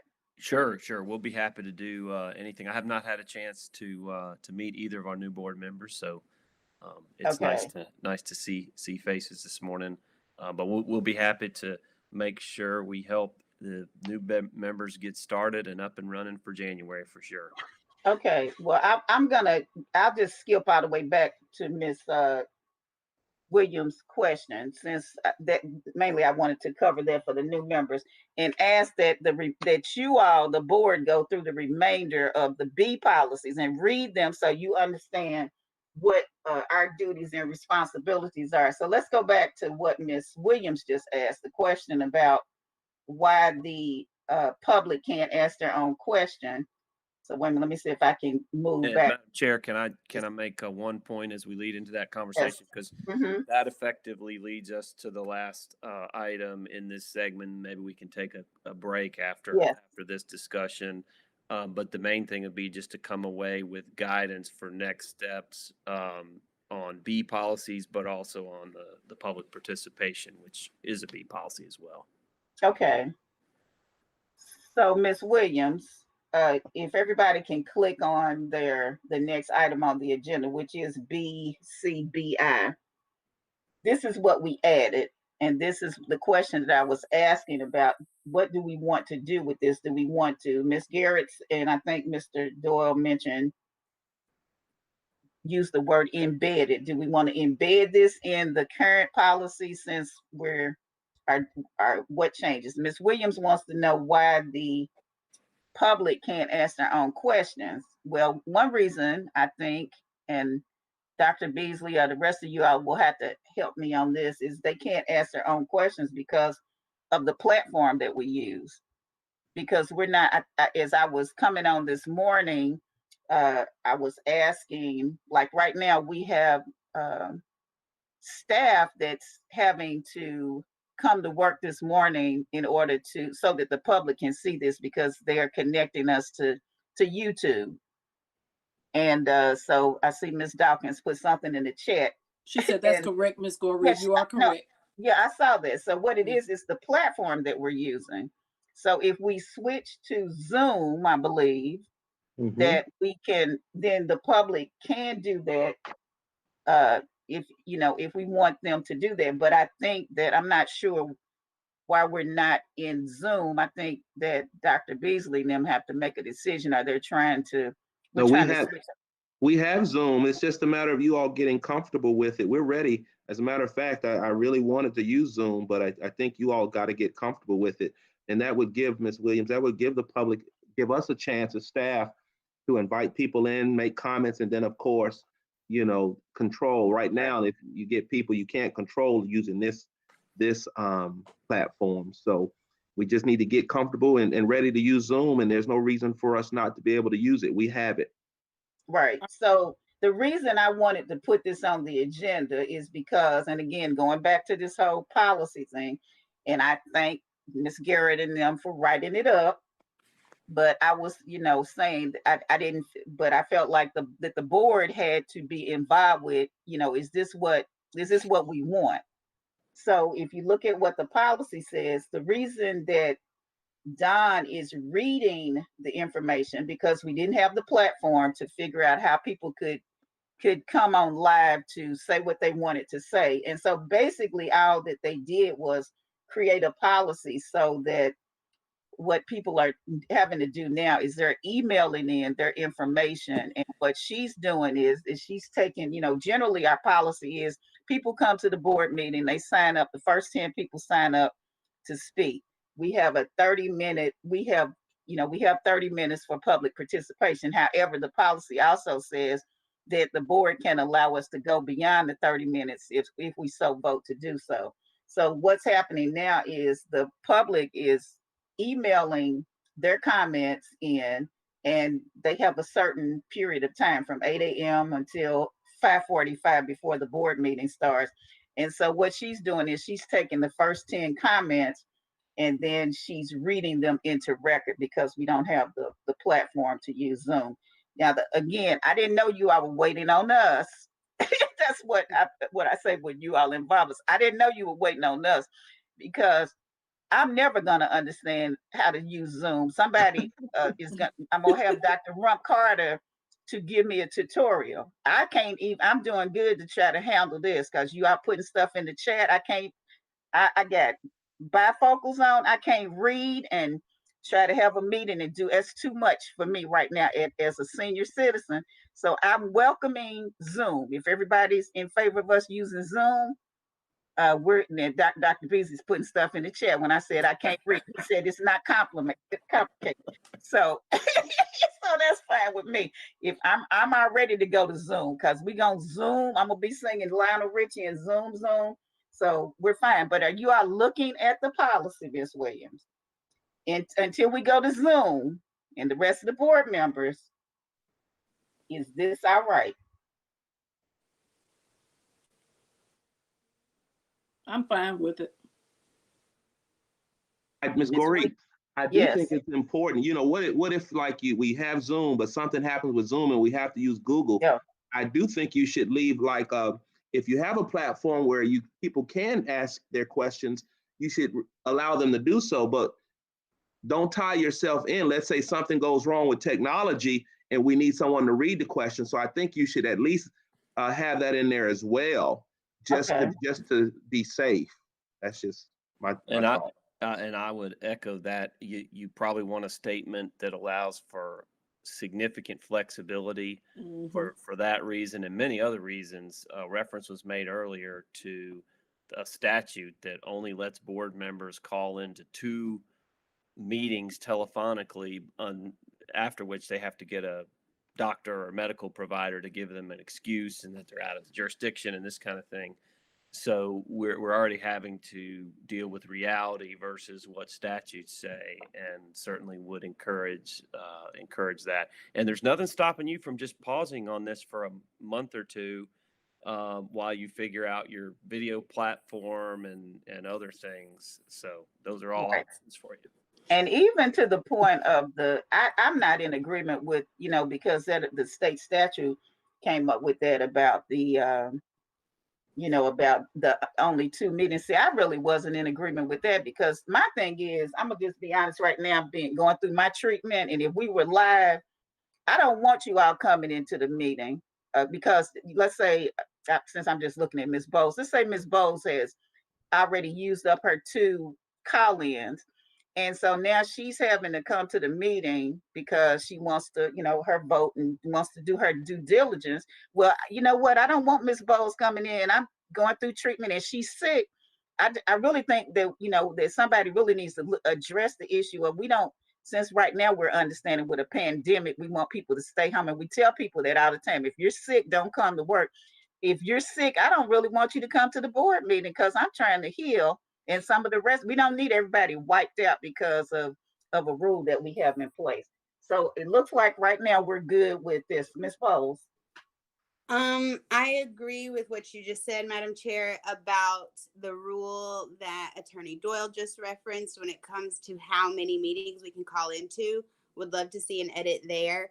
Open to discussion about what the edit looks like. So one way, this kind of goes back to Dr. Beasley's point, which I thought was strong, is in like making sure that we say in policy what we intend and what we hope the staff can implement, but allowing the staff to come up with regulations in terms of like naming the media platform. I think y'all all already agreed on that. Like we'll talk about something in the virtual policy that says what will happen, but the district can say, you know, if Zoom's down, we can use Google Meets, or just not tying to a specific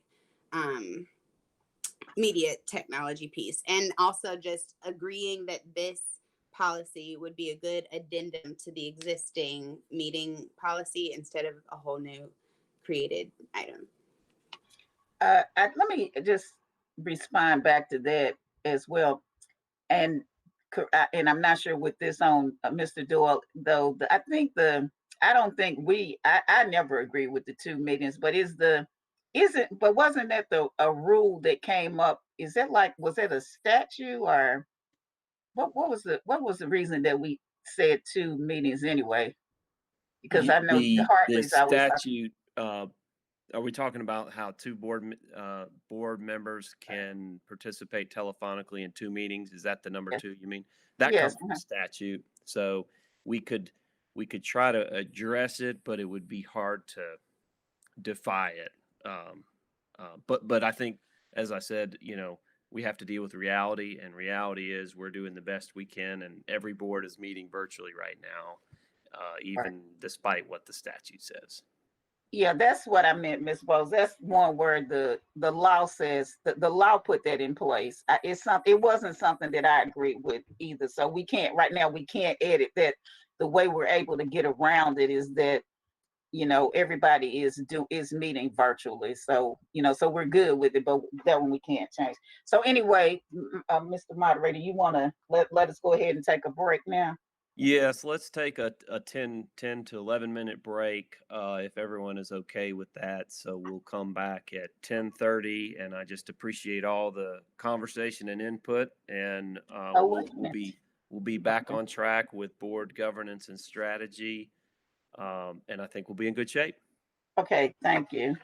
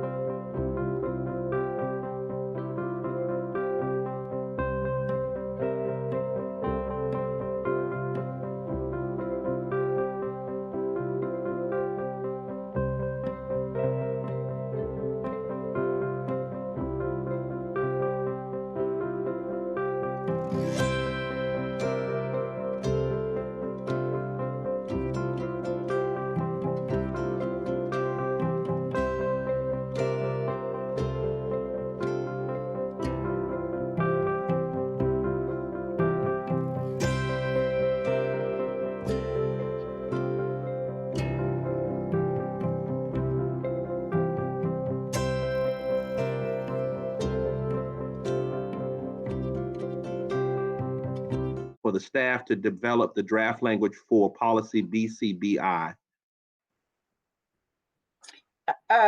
If she wants to, I think, let me, I'm trying to remember, what's the advice here, Mr. Doyle, and about? I really am, I'll, either way you guys want to do it, whether it makes sense to have, Damaris and her team, and of course we'll assist and we work with them on all that to, propose something that fits what we have heard today. If that works for you all.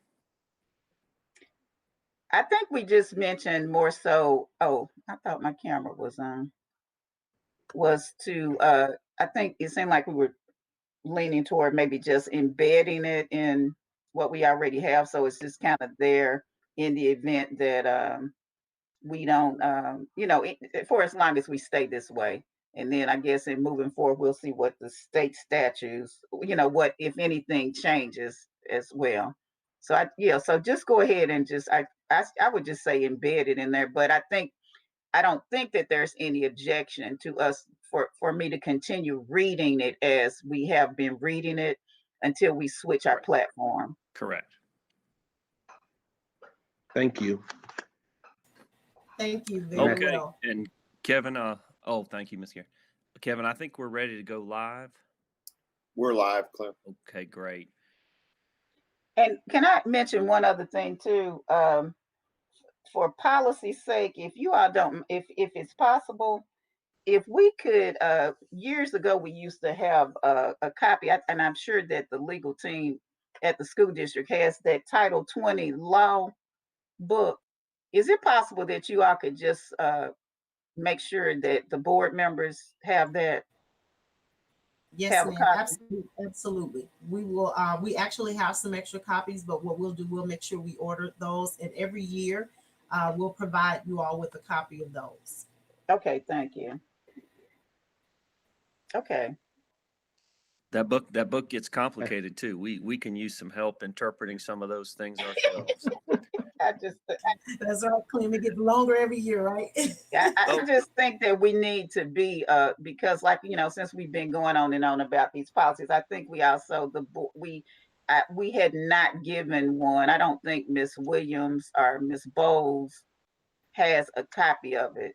And I think that it's something that everybody needs to understand with the policy, that it is coming from statute and law. And if you read your policies, you'll see at the bottom of them, everything is connected with the law. And that's why we have been having to endure Mr. Hartley's long class sometimes. So just so you need to be able to understand school law for those that have not taken the school law. And Ms. Goree, I've provided the link for those who'd like to look at it. Right. It's a great reading Right. if you have nothing else to do. I was getting ready to say there's also a digital version that's attached to the book as well. So we also have access to the digital. So we'll make sure that we get all that set up through Dr. Carter for you. Okay. Okay, Madam Chair, I'm going to move us right along because I want the board to be able to talk about its self-assessment, which is the next item, and then and just keep going through the course of the morning. So we appreciate everyone's time and attention. I'm going to start this conversation, if I might, Madam Chair, just going down, we could do a roll call and would love to hear from board members, their thoughts. They have already, everyone's submitted the self-assessment scoring, but what are their thoughts on what is the board doing well and what can the board do better? Just as simple as that. I think that might be a good way for us to kind of get back in from the break and really focus on the work that you all feel needs to be done. Okay, before we do that, let me explain why this is on the agenda. Okay, the board self-assessment is something that we do annually. It's supposed to be, we have been saying that we're an exemplary board. It's something that we maintain through GSBA.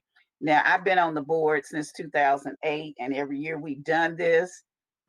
And even last year, my goal was for us actually to have a meeting like this where we actually sit down and went through this to see where we feel like we are, but we've never done it. And I think it's just a lesson in futility if we're just going to continue to fill it out, but we're not going to have any discussion about what we can do to improve ourselves. The other thing I want to point out too is that this retreat is a little bit different, and actually we need a whole lot more time as far as I'm concerned, because in the past we've been having retreats, and what has happened with us is we've been having people tell us stuff and talk to us, and we've not been in control of the retreat, because the retreat is supposed to be, we say it's the board and superintendent's retreat, but to me a retreat is to help us to improve ourselves.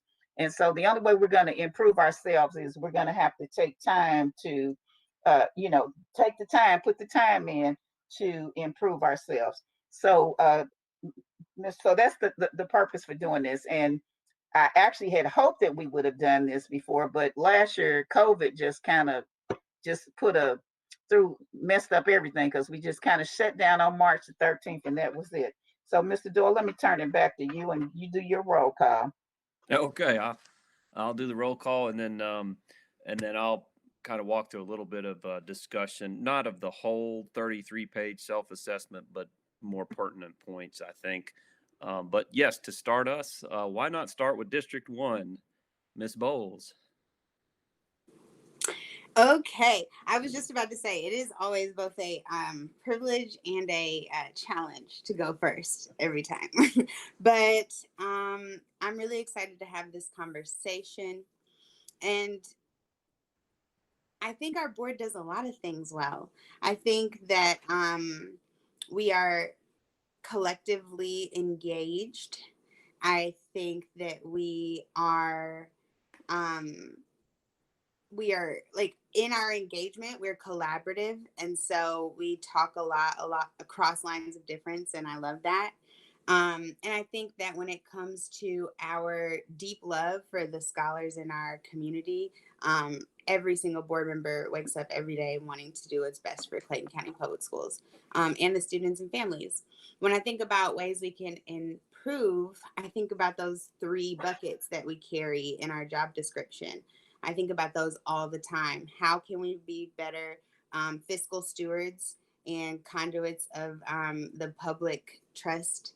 And so I think about that in our finance constantly, like in our budget, in our processes for finance, and just all things finance. I find I am equally attentive to policy for the same reasons.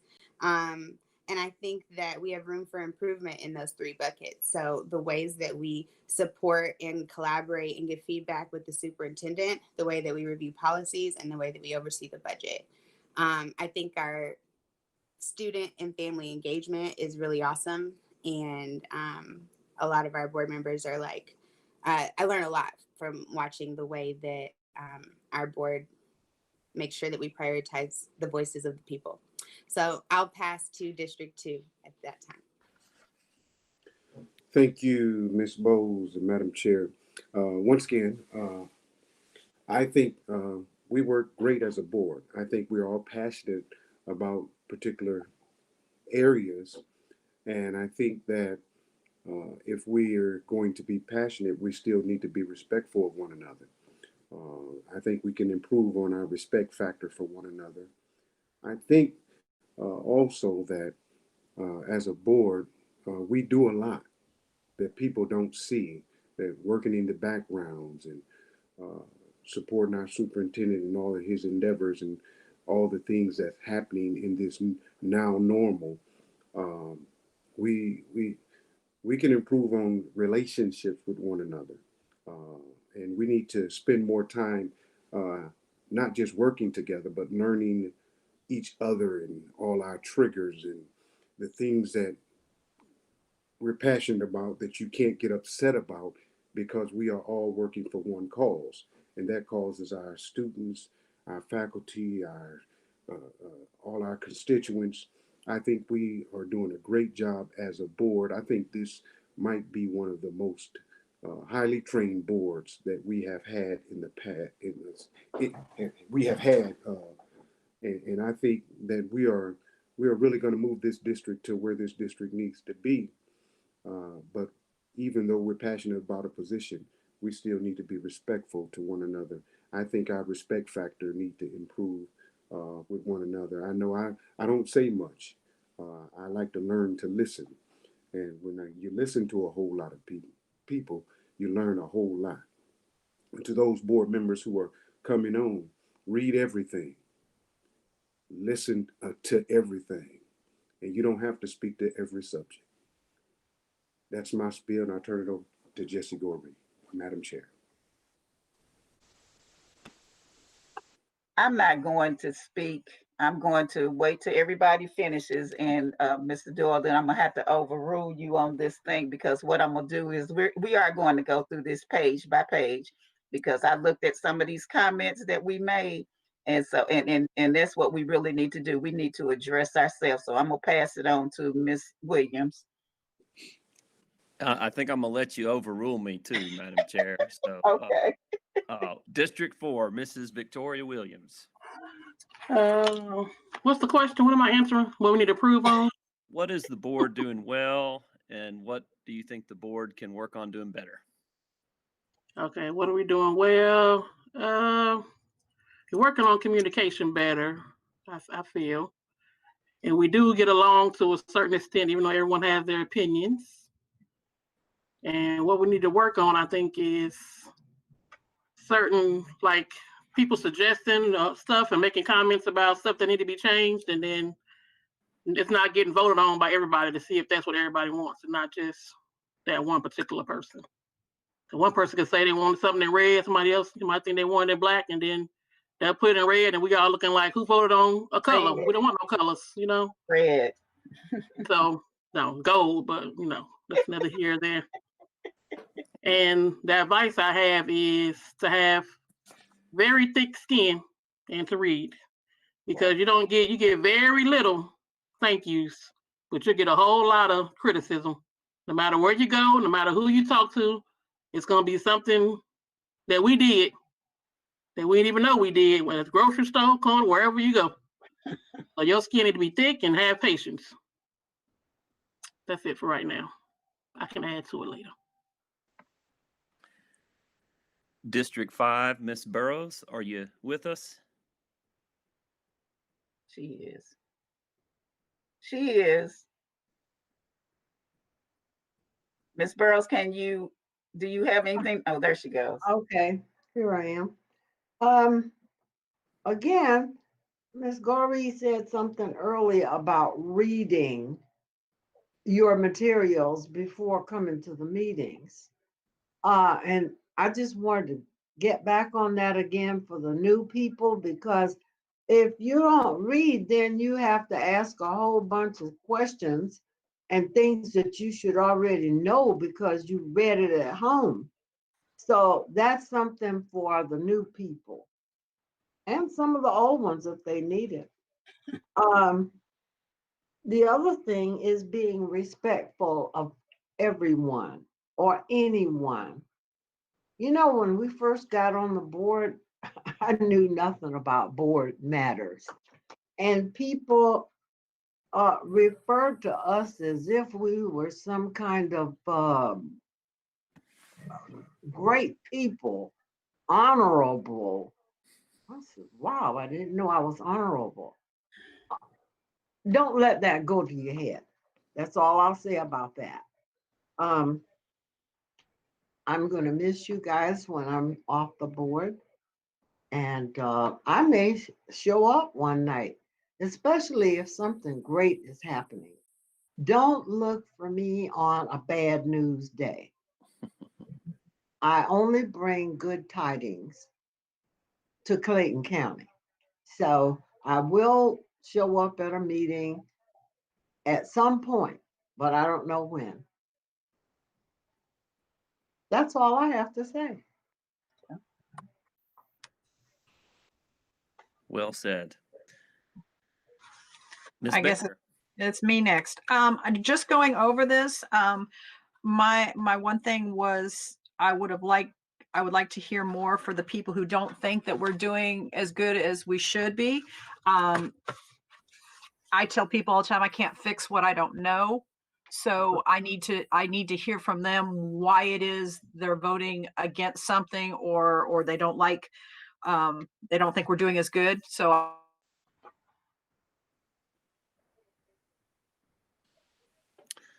Miss Baker, you seems like you've frozen up on us here. Uh-oh. Let's do this. Let's keep going to Miss Johnson next, if we could, and then we'll come back to Miss Baker and let her finish. Okay. Well, I will say that I feel that we are a unified board, more unified than we've been in a long time. I feel that, as Mary was just saying, I believe it was Mary or either Ms. Burrows, that if we don't know it, we can't answer it. And so many times we are asked questions that we really don't know how to answer, but we have a wonderful superintendent and staff who can answer those questions quickly. And I feel that that's a wonderful thing that we can give to our stakeholders. Respect is a great thing. I think that we have an excellent superintendent. I feel that we've made great strides in everything that we've done on behalf of Clayton County. I think that the COVID has been handled in a most excellent way. I feel like that we're the leaders for metropolitan Atlanta. I know that I'm not really going through the self-assessment part, but these are things that are on my mind. I feel like that that we do well with our self-assessment policy and decision making. I too am going to be missing being a part of the board. I I love the children of Clayton County. I am most interested in everything that they're involved in, and they will always have my heart. And I will always be available to read to a child or make some child feel good. I just, I wish the best to the board, and I just want each of you to become better and better. And we are and always will be the best board in the state of Georgia. Thank you, Miss Johnson. Dr. Anderson, District 8. Good morning. As I reflect on the board self-assessment, like I say, I'm going through a process in my life as I look through things, and I just want to say, as a board, we have come together. We are working together, and it took us a while to get to this point. But truthfully speaking, I think that, and I know that we are the best board in this nation. I think that one thing I can say is that as I reflected at some of the things, we did need improvement, and in participating in different things, but that was because we were not allowed. We're not just allowed to. We didn't want to have the perception that we were kind of dipping into day-to-day operations and things of that nature. But I do, I want to commend Ms. Goree, and I want to just commend the board because we are stepping up now to do more things. I also, just want to say that, everybody has an opinion. And as we reflect our opinions, I just like the fact that, we're respectful. We may not always agree, but we agree to disagree. And that's how it should be. Because, no one's always right. And so we have to continue to do that. We have to continue to love one another, respect one another. And, just as Mr. Christmas was saying, respect is a big factor. And I love that with this board. To the new members that's coming on, I just want to let you know that it is not about you. And that's one thing I can say about this board. It's not about us. We truly care about the people that work for us. We truly want them to be successful. We want our superintendent to be successful, and we want to be successful as a board. And I think when you have a board that truly cares about the people, and truly want, and it's not about, just what you want, because when you come on here, there are 9 votes and you're just 1 vote. And so you can have all the opinions in the world, but if I don't agree, if Ophelia doesn't agree, if Jesse doesn't agree, or whoever doesn't agree, that's just 1 vote. And so we have to continue to come together, because at the end of the day, we work for the people and we work for the children. And if we focus on student achievement and working for the people, we're working for the children, we will continue to be an exemplary board. And that's what we are. So, as I look and I see some of the needs improvements, it's okay, because, even as we reflect, we all need some improvement in something. But if we focus on what's positive, if we focus on moving forward, we will always work together for the betterment of the children of Clayton County. So again, thank you all that are coming on, and I thank you all for being a great board that I can work with. And I want to continue to work with this board. I am going to continue to work with this board, and we're going to continue to do great things. Thank you. Madam Chair, could I just have one more word, please? Okay, very quickly, because I know Mr. Strick was looking. I know you've got wonderful things to say, but I just wanted to say, as a board, with us meeting expectation or exceeding expectations, it doesn't matter what we do or how we do it, we can always be a little bit better. Yeah. Very good. Okay, Mr. Straker, District 9. Dr. Anderson, you got me pumped up, man. I'm ready to do this. Real quick, let me see if I can get through this before one of the fire trucks or police cars go by here. I think that I remember when I first started, when I first ran for office. Once again, I profess that I'm not an educator. So when I knocked on everybody's door, the one promise that I gave them is that I would work hard at changing the synergy of the board, because it was a mess. There's no question about that. I think the mission has been accomplished with this board, because now everywhere I go, people talk about how we set the example for leadership in Clayton County. So I'm really proud of the fact that our synergy is really on point. I think that we have a very favorable public image on the board now. And I also think that we have a superintendent and his staff that represents us, nationwide in such a respectful way.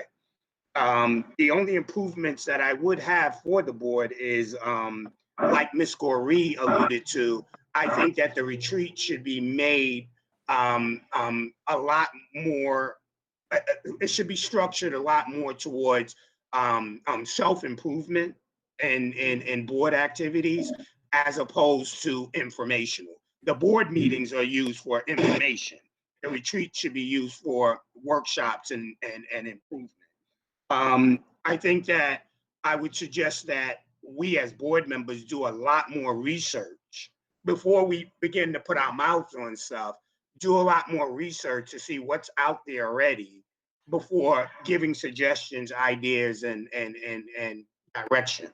And lastly, I think that we all need to take a course, even if it's on YouTube, in data analysis, because analyzing data, because our decisions should be based off of the data that we get, the way we analyze and interpret it, and then come up with action plans. Mr. Duo, I believe Ms. Baker is back on. Ms. Baker, are you with us? Yes, sir, I am. I'm sorry about that. No, that's all right. I know we got cut off midway, but feel free to just start from the beginning if you like.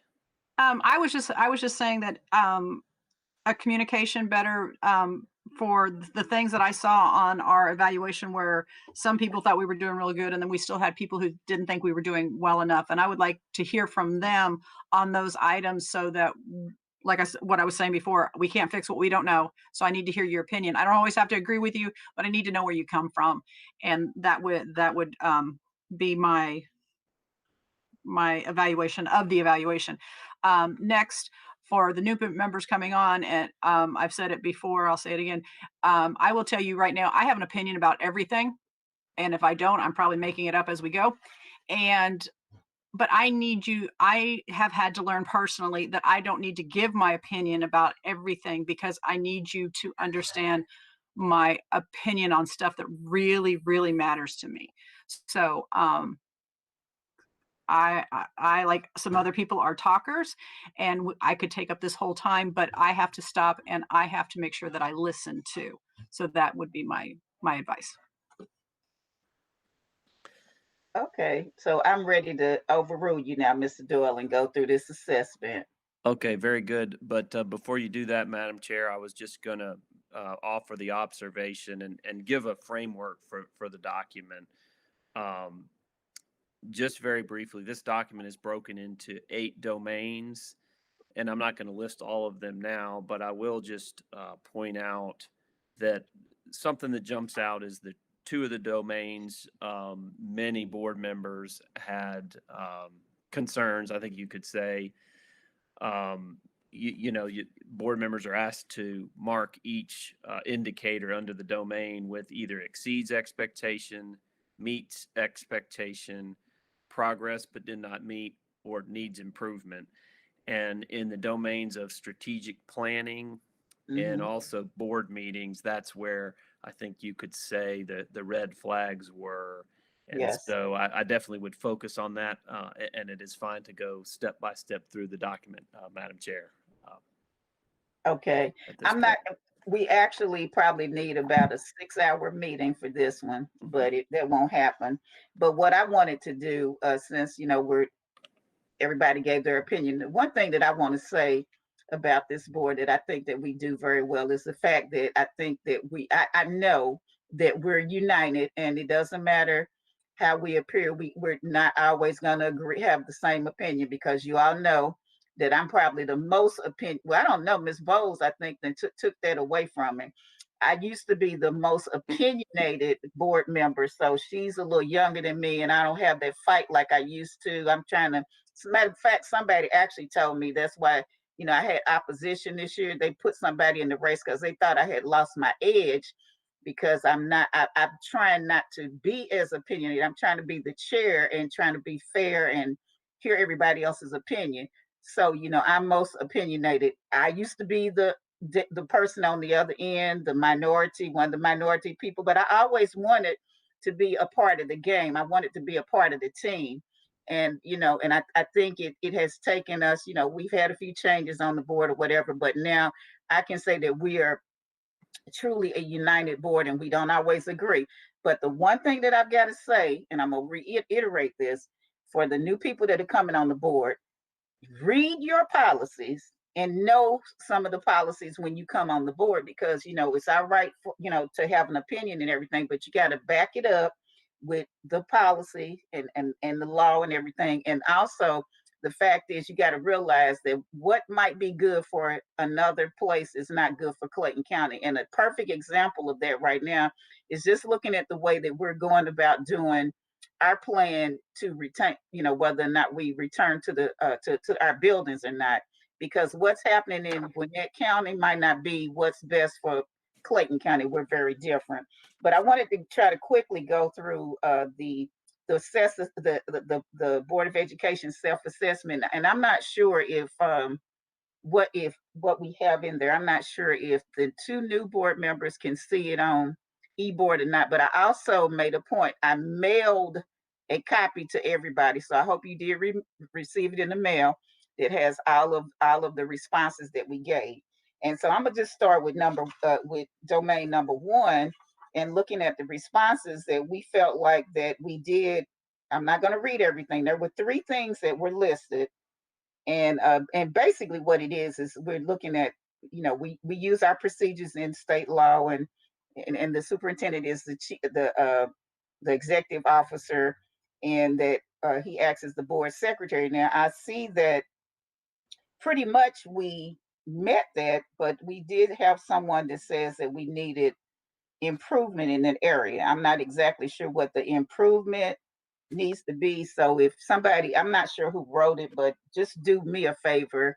We won't, this is not one that I really feel like we need to go in a big discussion about, but if somebody feels like we need some improvement here, if you all could just email the board and let us know what we need to improve in that area, because I felt like that we pretty much covered everything on that one.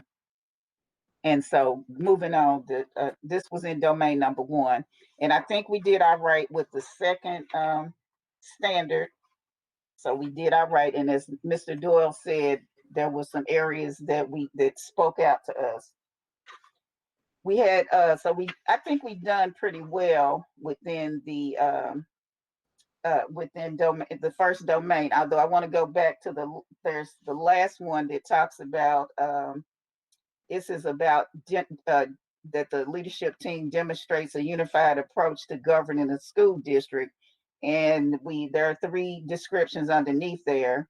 And there is another statement about that we needed some improvement. One of the comments that was made was that the board members received more than the required training, and we've been exemplary. That is true.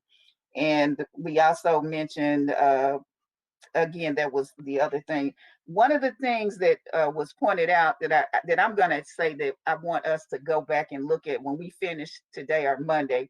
I want everybody to go and look at GSBA, and I want you all to look at the course offerings. Now we are going to, right now, everybody that's on the board is we're veterans, so we only need the 9 hours. But we're going to have new people. They will need 15 hours. But one of the other things is that because Dr. Beasley is our one employee, that we need to evaluate him. And as we go further through this instrument, I think somebody noted that they didn't have training. But I guess one of the assumptions that we make too is that everybody's kind of read what it is that you need to do as a board member. I'm going to say that one assignment that we need to give each other here is that everybody needs to sign up for the superintendent evaluation training. And that's going to be on you to do through Ms. Bowles. I'm not Ms. Bowles, I'm sorry, Dr. Rump Carter. One of the other things that I felt like that we for the public, if you all didn't know this, I saw, everybody found out that the board was trying to hire a board liaison. And there was some of you all that had all kind of comments about why we didn't need it, or what are you all trying to do? Are you all trying to do such and such a thing? We're trying to improve our image. We want you all to really truly understand what board members do. We have some people out there, we actually did ask a couple of years ago, we asked for a raise. We had all kind of comments about people that didn't agree that we needed to do something, but I want the people in the audience and out in the communities to know that everybody that's sitting up here on this board, the other elected officials, some of them work 40 days, the General Assembly. The board members, school is open 180 days for our students, but all of us receive emails. I can guarantee you, we probably receive an email 365 days of the year. Ms. Williams alluded to the fact we can't go to the grocery store and just try to get stuff from Kroger without somebody coming up to us having a complaint about what's going on with the schools or whatever. And we don't make a whole lot of money. So we're out trying to trying to do our job. And I think we do it very well. So when I see those comments, that I just wish we could get a little love, because we do go beyond the call of duty, and we get all kind of calls about everything that you all like and that you don't like. Going to number 2. Now, this is an area where I really feel like that we need, this was the red flag that stuck out to me, and that was on strategic planning. And so we can get a little comment in here now. I was surprised that the assessment here, actually, we felt like in this area, it said that some of us said we exceeded expectations. Some people said we met expectations. Some people said we had progress but did not meet. And then one person said that we need improvement. And I don't know who the one person was. I actually hope it was me, but maybe it wasn't. I feel like this is an area where we need improvement, because I know one thing that we're not going to probably get to on this agenda, because we're not going to have enough time today, is we have on the agenda the vision and the statement that has been given to us, that I personally feel like, and again, this is me saying not speaking for the board, just some other people might want to chime in. I don't see the role of the board in strategic planning. I don't see the involvement. And so I just had an issue with the fact that we were given a new vision, mission statement. And I know that Dr. Beasley and the staff, they have a reason for the way that they handled the going forth with strategic planning. But the board has to get more involved with strategic planning. Now, do I have any commentary on that? May I say one thing about that, the vision statement and the planning? Dr. Beasley and his board actually had meetings for stakeholders and board members to attend about the revision of the vision statement. And I actually attended one of those meetings at the PAC. And I was the only board member there, but I know Dr. Wiley and I think Dr. Ebony Lee were both there. And there was an opportunity for board members to have their say-so in the vision statement. So I don't know how many other meetings there were, but I do know that there was one. Okay, and that's okay. So, and that's what I want to fall back on, Miss Johnson. I know that you attended, and that there were meetings, but again, the strategic planning is one of the areas that the board should take the lead or be involved in. And I also was supposed to attend that meeting, but again, as when I talk about committees, it can't be just because one person from the board went to the meeting. I think that and I had voiced this concern from the very beginning, because this was, I kept seeing it on the agenda item. I know that Dr. Beasley's team, they had a reason for what they did.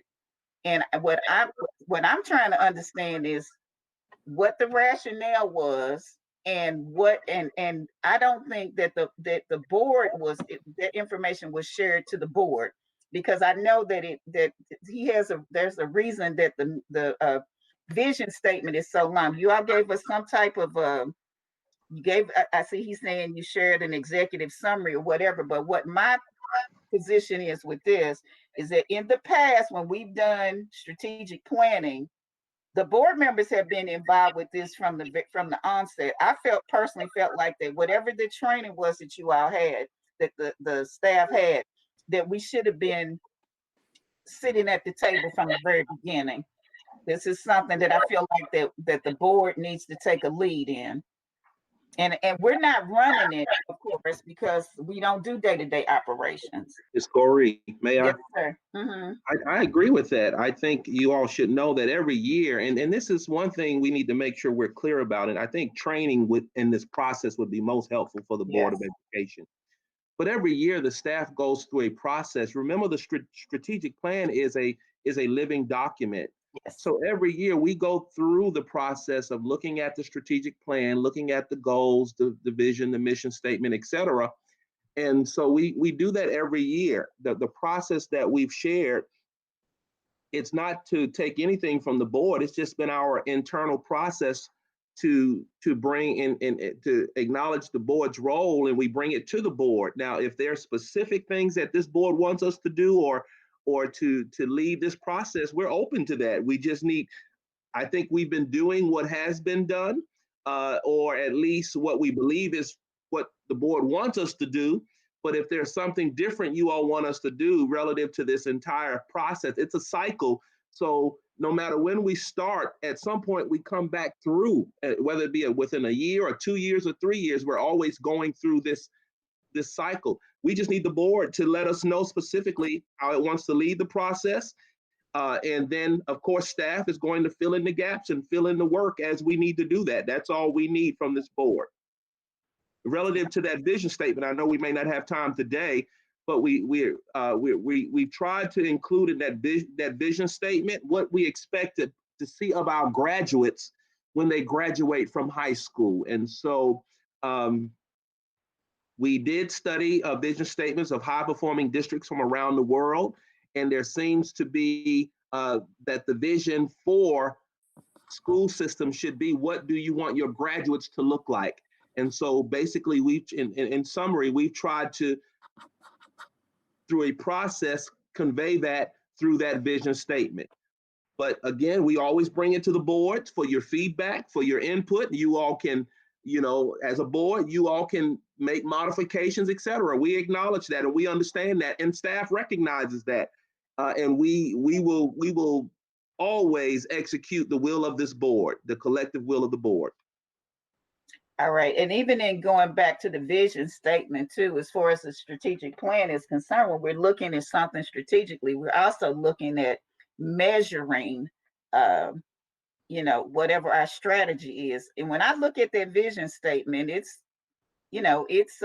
pretty broad. I just looked at it and said, how can we measure some of the things that you all have listed in the vision statement? And I know that one of the things that I don't feel like that we do, that's something that we probably need to add to our agenda, is even addressing the strategic plan. Because I know we say we have goals, but we also have certain, we put in our strategic plan certain times, certain expectations that we have. And I don't think that I personally don't think that we've been addressing it. And I think that the public, even we went through this process, I think that we probably need to start our year off where we even put the strategic plan up and even let the public know what the strategic plan actually is. Ms. Bowles? I was going to try to use the question from the assessment as an anchor, because it sounds like a vision setting meeting could be a whole separate meeting. While I do have comments, extensive comments on some of the thoughts that have been shared and the existing vision, I don't remember what I said on any of this, but when I look at, this does seem like, as we analyze a whole data package, this does seem like the one so far with the most skewed markings. And so therefore it deserves our attention. Yes. And so when I think about governance, that would be one of the things I said, when I think about some things we do well and some things that we can improve on. Doing well is engagement and passion and love and collegiality. But I do think we've got some room for growth on the governance side. And so that's what I see about this particular question. And maybe we can if other board members have thoughts, or if you, Madam Chair, are ready to go to the next question. Yeah, I think that I'm in agreement with Ms. Bowles. I think that this is the area, because that's, and maybe I think Mr. Doyle mentioned that's the one that I put a check by when I was reviewing it, that we need to definitely, that's an area where we need some improvement. Is that one that spoke out to you, Mr. Doyle? Right. Okay. Going through domain number 3, which was board and community relations. And one of the things that we, like I said, we put into place, we do have the original title was board liaison. It's now the title is the board coordinator, the coordinator of board operations. With community relations, I think that we've had one thing I'm gonna just say, Dr. Rump Carter has already come on board and has set up appointments with each of the board members to look at some things that we could do as far as improving community relations. Some of the things that we haven't been doing, we haven't had town hall meetings because the previous we were pretty much told we couldn't do those. And I love the way that Dr. Beasley comes out and has meetings with the various entities within Clayton County But I think the board members, like right now, one of the things that we talked about was actually even having a meeting with some of our teachers just to find out things that as a board that we could do to help them get through this virtual teaching, and anything that we could help. Do we have any comment on these, on domain number 3? I just made a comment in the chat box, Ms. Gorey, just to be Yeah, clear. say it out loud, Dr. Beasley, because I can't read it. I just said, to be clear, Dr. Beasley never told the board they couldn't do town hall meetings. That wasn't me, because I encouraged you. All right, so be clear. Okay. I know you never told us, said Dr. Beasley, but the previous administrations told us that. All right. All right, now moving right along. Domain number 4, policy development. I think we've already beat that horse. I think we pretty much have that one definitely is one that we must work on. We need to work with the policy development. Do we have any comments, any other additional comments while we're on that subject? Okay, none. I got a Well, comment. I will say, sorry, sorry, Ms. Williams.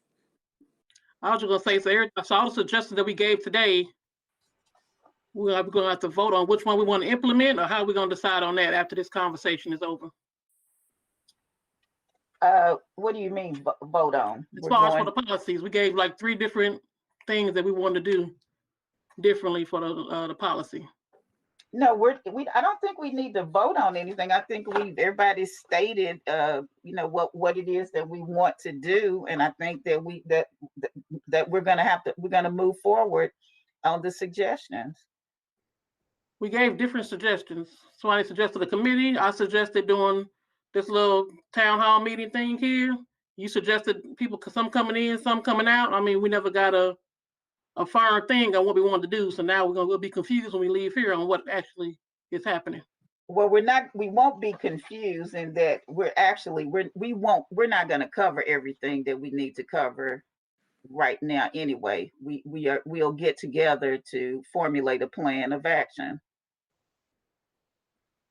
So our suggestions would be, we would want to incorporate all of the suggestions. Once we can get together and formulate a plan, actually all of that might come into fruition, that we might use all of it. I don't necessarily think it's that we necessarily have to vote, because we all realize that we need to make some changes, and we just need to formulate a plan to do what we think is best. I don't think that we're gonna have come out of this meeting with a document, because right now it's 11:19 and we're supposed to end this retreat at a certain time. So this is a document. It's a working document. Let me just say that's what it is. Does that make it any clearer? No, but okay. Okay.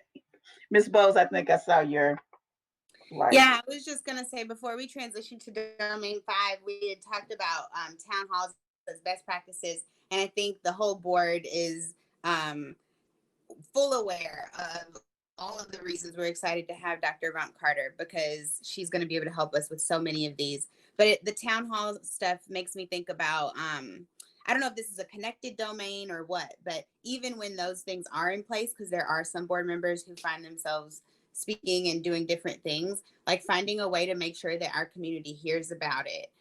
So like, leveraging whatever the communications platforms are that the district is using. If a board member has one of these more formal district anchored town meetings or something like that, just sharing things. And I think we've seen an improvement in that recently as well. So. Okay. Domain 5 was board meetings. And in looking at the results, everybody seemed to do all right. We didn't have any needs improvement, but someone did make a comment that said, not sure we actually post the agenda items up for the public besides online the night before the meeting? And how does the public know that they can have or add input to the agenda? Well, let me just clarify that the public doesn't add input to the agenda, other than the way they add input to the agenda is if they are, talking to their board member and their board member wants to make that a part of the agenda, then that would be one way. For the board members that don't know, the legal organ of the Board of Education is the Clayton News Daily. So the agenda is posted through the legal organ, and it is also posted on, we do post it on the building. So the public is very aware of the agenda. When Dawn does when she does the board packet or e-board, it is put on e-board. We have access to the agenda, everything, and I think at some point the public has access to the agenda, so they do know what's going on.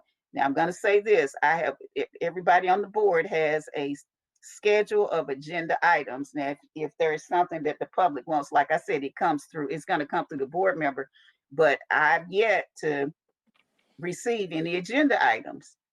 So, the board needs to submit agenda items. Maybe so far we've been doing good, and Dr. Beasley, Dr. Anderson, and I have been covering the items that you want on the agenda, but you have a responsibility as a board member to suggest items to put on the agenda. And somebody also had made the comment about, board policies need to be revisited. So, and we've already talked about that. So that has happened. I actually think that some of the public is probably a little bit more aware of things that are posted regarding the meetings, more so than maybe we are, but they do know. We've been very transparent about what happens in our meetings, and we try to make sure that everybody knows what's going on. I have a comment because I think I wrote that first statement. Mm-hmm. It wasn't saying for them to put anything on the agenda. It was saying like when they give us policy B to look at and review, does the community know exactly how to get to that on our page, on the Clayton County page? That's where that was coming from. Not for them to put anything on the agenda. Is that the board piece B policy? They might want to know, what's that? How do I get to that? Because until I got on the board, I didn't know how to get to any of these policies. That's where that came from. It wasn't for them to put anything on the agenda. It was just letting them be aware of where it's at so they can actually look at it also. Yeah, it's on e-board. Is the public can see e-board, and do the public know what e-board is? Do they know that? Is what I'm asking. Most of the people that I can't say that I couldn't honestly say that everybody in Clayton County knows where it is, but we've been using e-board for I don't know how many years, but that's where, and even before we use e-board, we always posted policy and we always receive comments from people that wanted to comment. So generally those that want to give us input on policies, they do send it in, but I will make a note that we will make sure that we convey to the public how they can access it. And that's what I'm saying. Recently, I haven't seen anybody that's even sent anything in. It's much like the naming of the school. The school district, does a survey, and the public, they give comment on how they do it. So like I said, the public actually probably knows a little bit better than some of us do, because there are some things that we post on our website that, to be honest, I don't even know how to get to it. So we'll do a better job in making sure that the public knows how to access that. So during one of our town halls, maybe that could be something we do, go through the page and show them how to access that, the budget and stuff that they need to be aware of. Yes, definitely. Ms. Corey, there is a direct link on CCPS website on the left-hand side that will take them directly to our e-board portal. Okay, because as I'm saying, Ms. Williams, I don't navigate the website well myself, especially when things get changed. When they get changed, and I get mad and send Dr. Beasley an email like, why did y'all change it? Because I kind of get set in my way. But I think that that they do navigate the public navigates it pretty well. I don't navigate it well myself. All right. The next item was the domain 6, which is personnel. And our personnel is our only employee that we evaluate is Dr. Beasley. And I did have executive session here, but we won't have it because actually we do need to decide with goals. We've been evaluating Dr. Beasley using the strategic plan. But like I said, we're kind of doing a living document right now as to how we're going to move forward. So we do need, looking at that assessment, I see that there are 3 of us that actually feel like, well, we made progress, but we do need to do some improvement. And I'm saying here that my suggestion is so that no one, someone mentioned that they don't think we had training, but training is offered and we should train. Everybody should have training on evaluating the superintendent. So I'm going to suggest that we have that everybody take that course so you'll know what you're doing as far as doing the evaluation. Okay. Our next domain, and if you have comment, jump in, was financial governance. And that's on the budget because that is one of our main duties and responsibilities.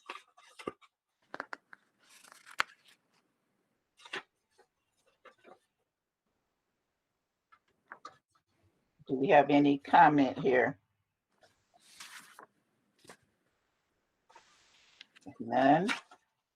Although I think that's an area that we need to look at. We need to make sure that everybody is in agreement this time when we come to the budget. We definitely need oversight with the budget.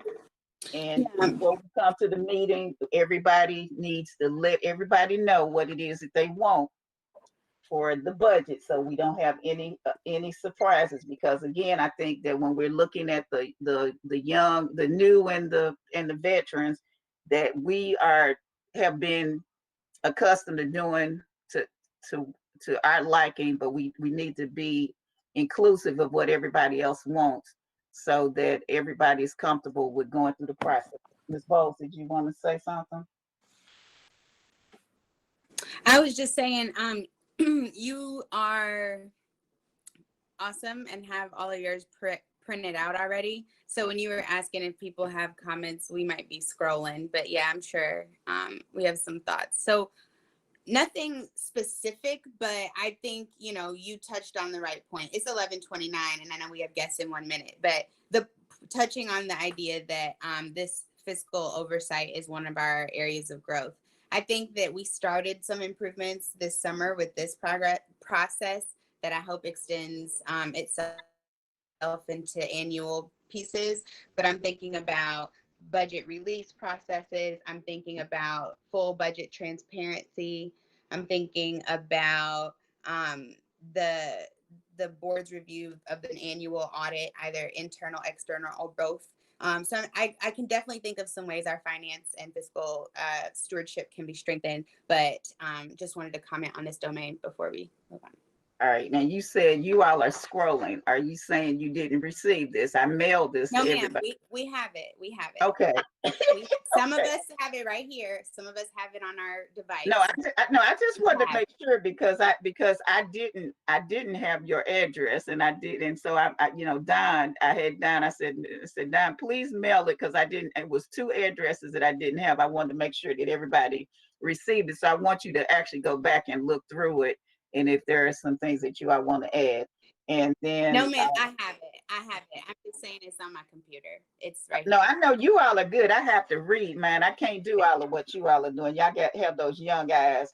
And then domain 8 was ethics, and I think we looked pretty good in that area. Everybody looked very well in that area. So actually,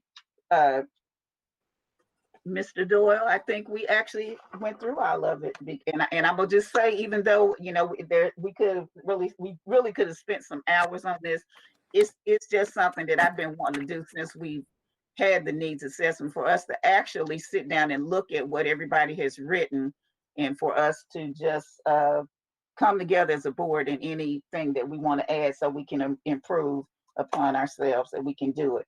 Now, because we do have guests, I'm going to go ahead, if you don't mind, Mr. Doyle, and allow the guests to come in. And I think that we do need to look at one other thing after that. We can come back to the vision statement and our team goals and make that a part of our next retreat. But we do need to let our visitors come in the meeting at this time. Madam Chair, sounds like a good idea. And then also you can look at doing the board meeting calendar. Is that what you want to get to later? Okay, great. Well, I think we definitely need to look at that real quickly, or else I'll just ask them if we can do we need to look at it today, or can we add it to our board agenda? Dr. Beasley and Don, what about that real quickly, and then we'll let I think we can add it to the next agenda. I mean, I don't think we have an agenda that I'm aware of, so we can just add these items because this is what the board needs to focus on. Dawn, am I correct in that? I think we will need to put it on when our agenda setting is for our October 26th meeting. Go ahead and put it on the work session so that it can be a tentative vote for the board meeting. And then the final approval of the calendar, I believe, is in January. But this will give us a tentative approval at the November 2nd or 3rd meeting. Okay, we'll do that. All right, go ahead and let our visitors come in. And I'll let Dr. Beasley introduce our next item, community use facility presentation. Thank you, Clem. Madam Chair, Vice Chair, members of the board, community. Today we have basically a presentation as we are working toward figuring out the best direction to go in for our community relative to our graduation facility. So today is just basically a presentation to share with the board our thinking as we work with Clayton County, the city of Jonesboro, staff, to figure out exactly which direction the board would like to go in.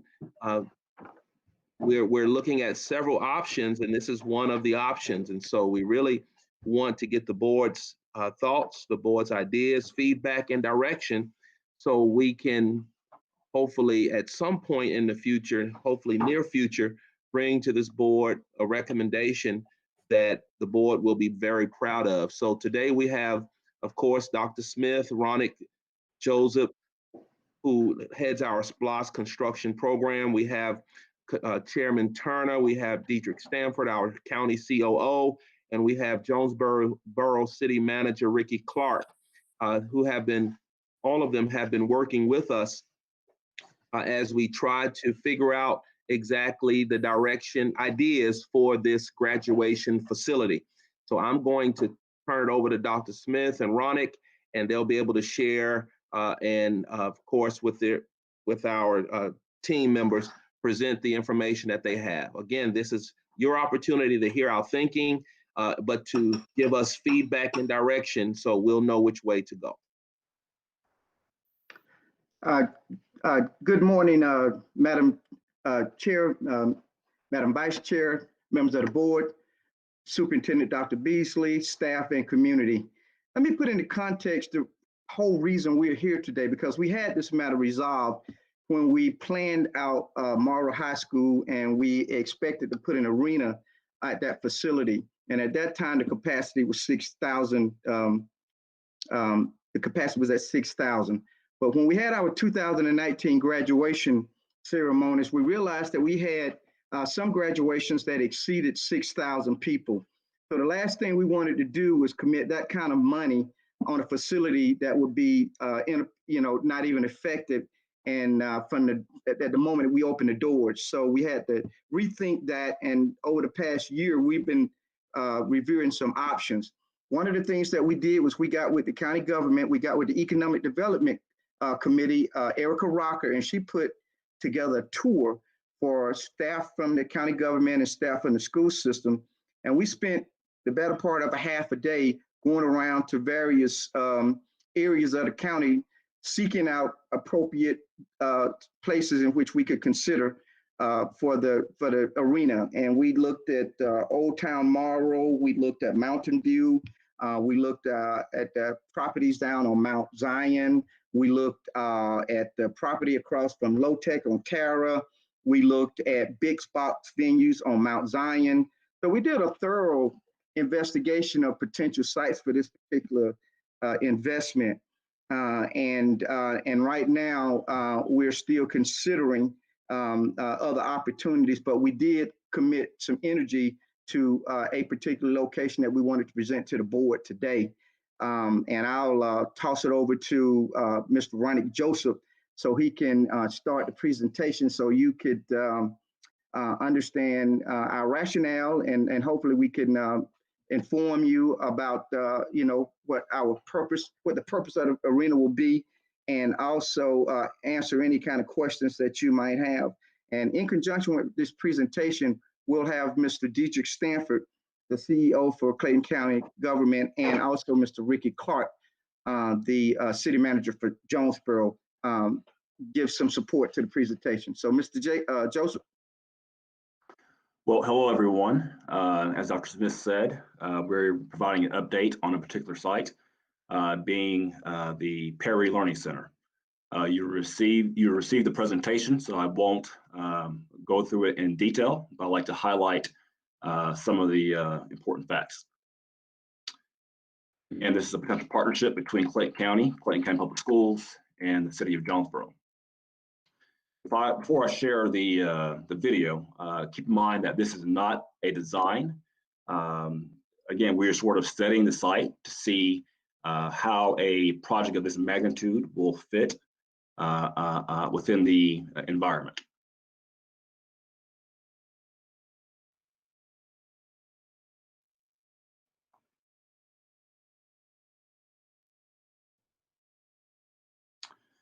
So obviously the site is the city of Jonesboro, adjacent to Lee Street. As you can see, the Perry Learning Center, an aging facility, is what we're considering demolishing and being the site for the graduation facility. The idea is to tie the project with the Blueprint Jonesboro future projects, with their municipal complex and future housing.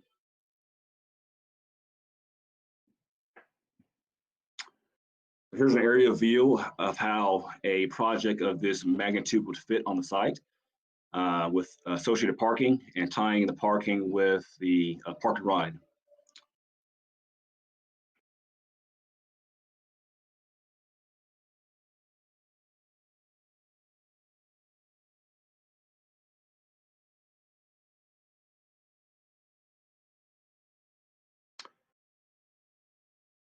Again, the idea is to tie some of the developments for the city of Jonesboro, Lee Street Park, with this future project. Here's a look from the inside. And again, the design or the program is multi-purpose in nature, with the graduation, sporting events, and any potential concerts. Here's a view from Lee Street.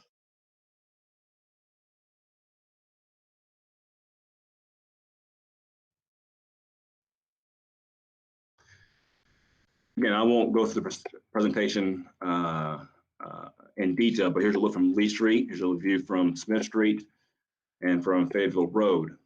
As far as the program, quickly, we're thinking about 8,000 seats, 3 levels, 134,000 square feet. Our consultants are saying the cost could range between $350 a square foot to $450 a square foot. Just put things in context, the new Morrow High School has come at $250 a square foot, so I think we have some breathing room there in order to get it within our proposed budget. Again, the 3 levels there is self-explanatory.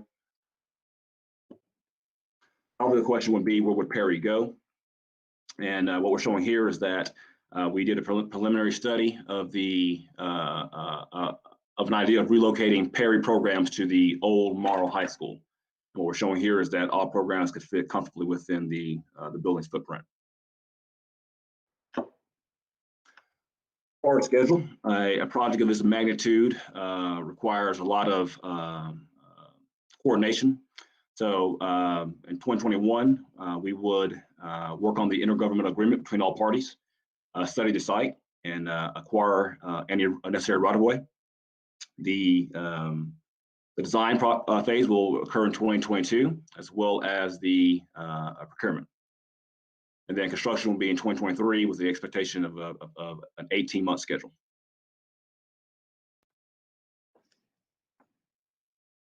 Again, this is a partnership between the three parties. Clayton County's contribution is they're committing to $10 million for the project. The city of Jonesboro has committed to the cost of inspections and any road widening. And then we have budgeted $35 million for this project. So I will pass things over to Mr. Dietrich Stanford to talk about how this project could impact Clayton County as a whole. And then Ricky Clark will talk about why the city of Jonesboro. First of all, good morning, everyone. It's a pleasure to be with you and on behalf of the county and provide you some insight as to how the county might be able to assist with this project.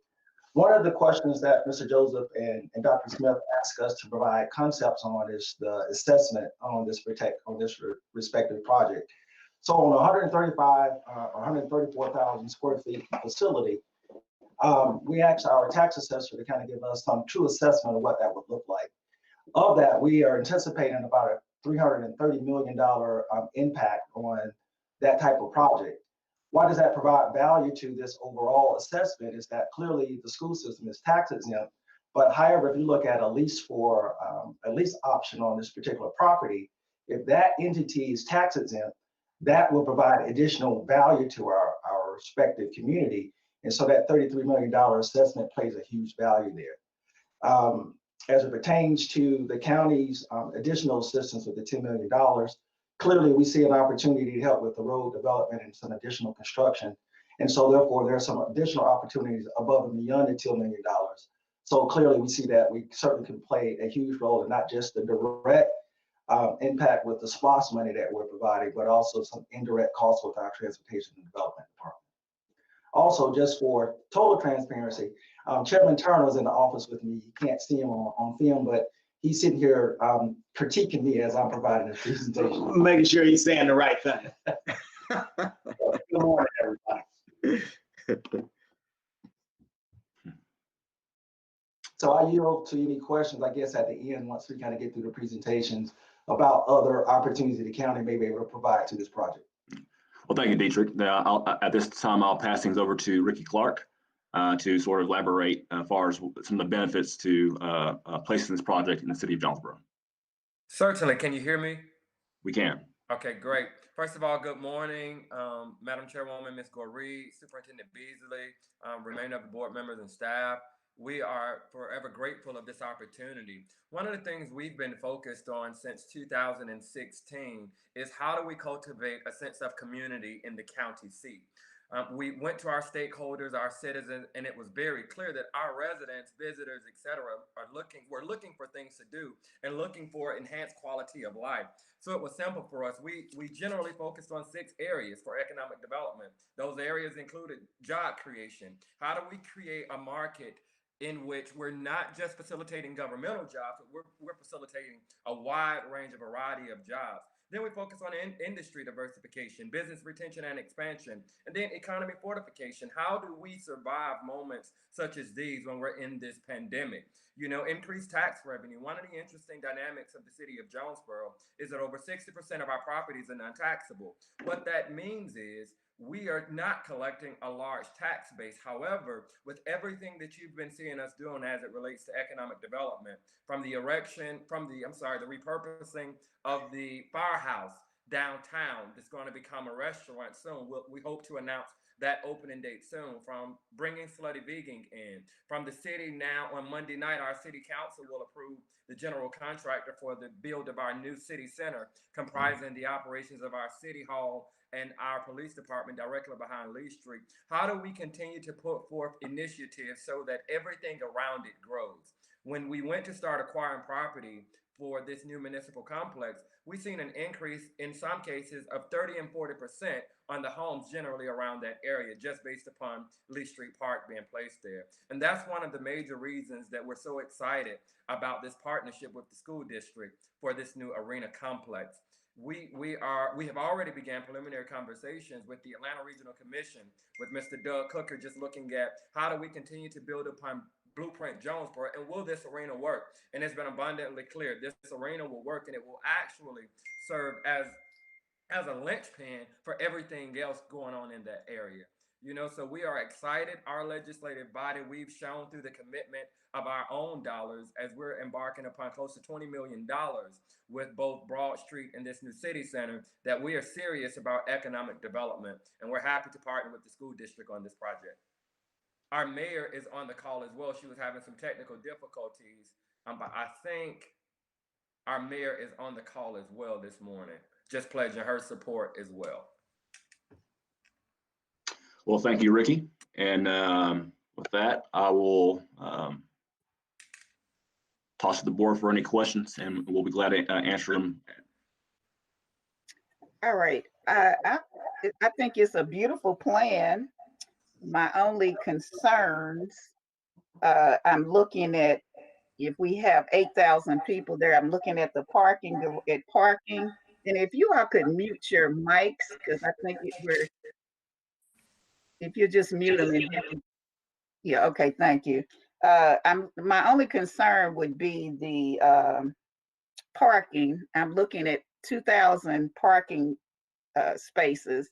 I think we have you're listing a parking garage, and then you have another additional 1,000 spaces within the community. But I'm thinking, if I'm a resident in Jonesboro and 8,000 people are coming into that arena, I'm wondering, what can we do to offset that situation with parking? Madam Chair, I think one of the discussions that we didn't provide to the discussion is there's also discussions with MARTA. So therefore, when it comes to larger events of this magnitude, we will have park and ride locations throughout the periphery of the city of Jonesboro. So the actual car traffic may be minimized on certain days because we'll have a park and ride in other locations, and we will then bus people into the location. Is one of the discussions that we had. And of course, we'll have a longer discussion if, of course, this seems to be at the approval of the BOE, to bring MARTA in as another thought partner about how we can look at the actual transportation nodes within the community as a whole. And just to add to that, the location of the arena is pretty close to Terra Boulevard. So there's also a possibility for pedestrian bridges where you can park and then walk over, sort of like what you see over at the Battery. Right. Okay, but go ahead, Mr. Clark. I'm sorry, Ms. Goree. One thing I'll also add, Ms. Goree, as you know, we probably had about 7,000 to 8,000 people at several of our concerts. Right. In the city. And one of the things we've talked about, and Ronnie hit on it, you know, is how do we widen these roads to ensure that traffic continues to flow? And we're not talking about every day. And the beauty of this site, while it is near a residential area where the Perry Center sits, as long as we're using the park and ride in those garages, we would do something very similar to what you see downtown. When you see the Georgia Dome is directly beside all of those other facilities, which is nestled right beside a large residential community, we just reroute traffic and direct one-way streets, et cetera, similar to what we've done with the concerts, just to ensure that traffic flows. And what we're looking at, the residential property on the opposite side, we already have developers looking at that site to go vertical. So the parking garages would be behind the building. So you would help alleviate it that way as well.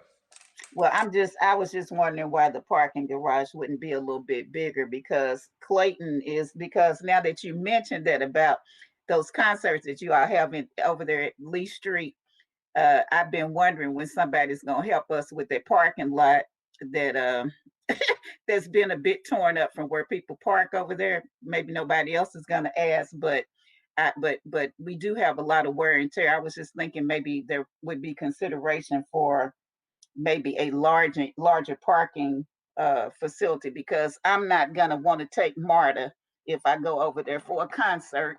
I would probably want to park my car, and I just want that's the only thing that I'm really worried about. But I think it's a beautiful concept. But I also want to be clear with Mr. Joseph. Are you saying that if we go ahead with this plan, that it would be available for by 2024? Is that what you're saying? Yes, ma'am. Okay.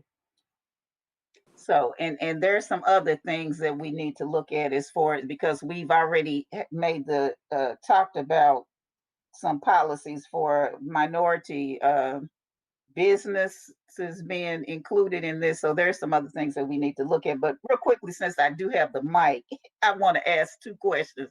Since this would be done in as a partnership, I noticed a very nice video the other day from the Clayton County Board of Commissioners regarding the Jim Huey Steve Lindquist Center.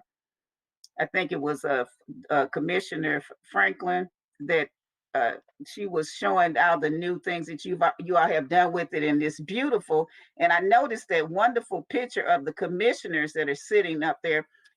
Will you all be adding a picture of the Board of Education on that wall, considering that the Board of Education, I think, spent the most money on building that facility?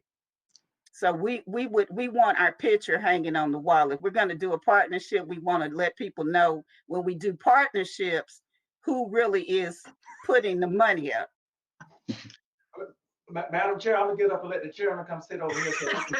Yeah, let the chairman come over, because I was looking at that picture, and you know, Yes, ma'am. I'll get a picture of what to have a present discussion. Provide the picture. Send it on.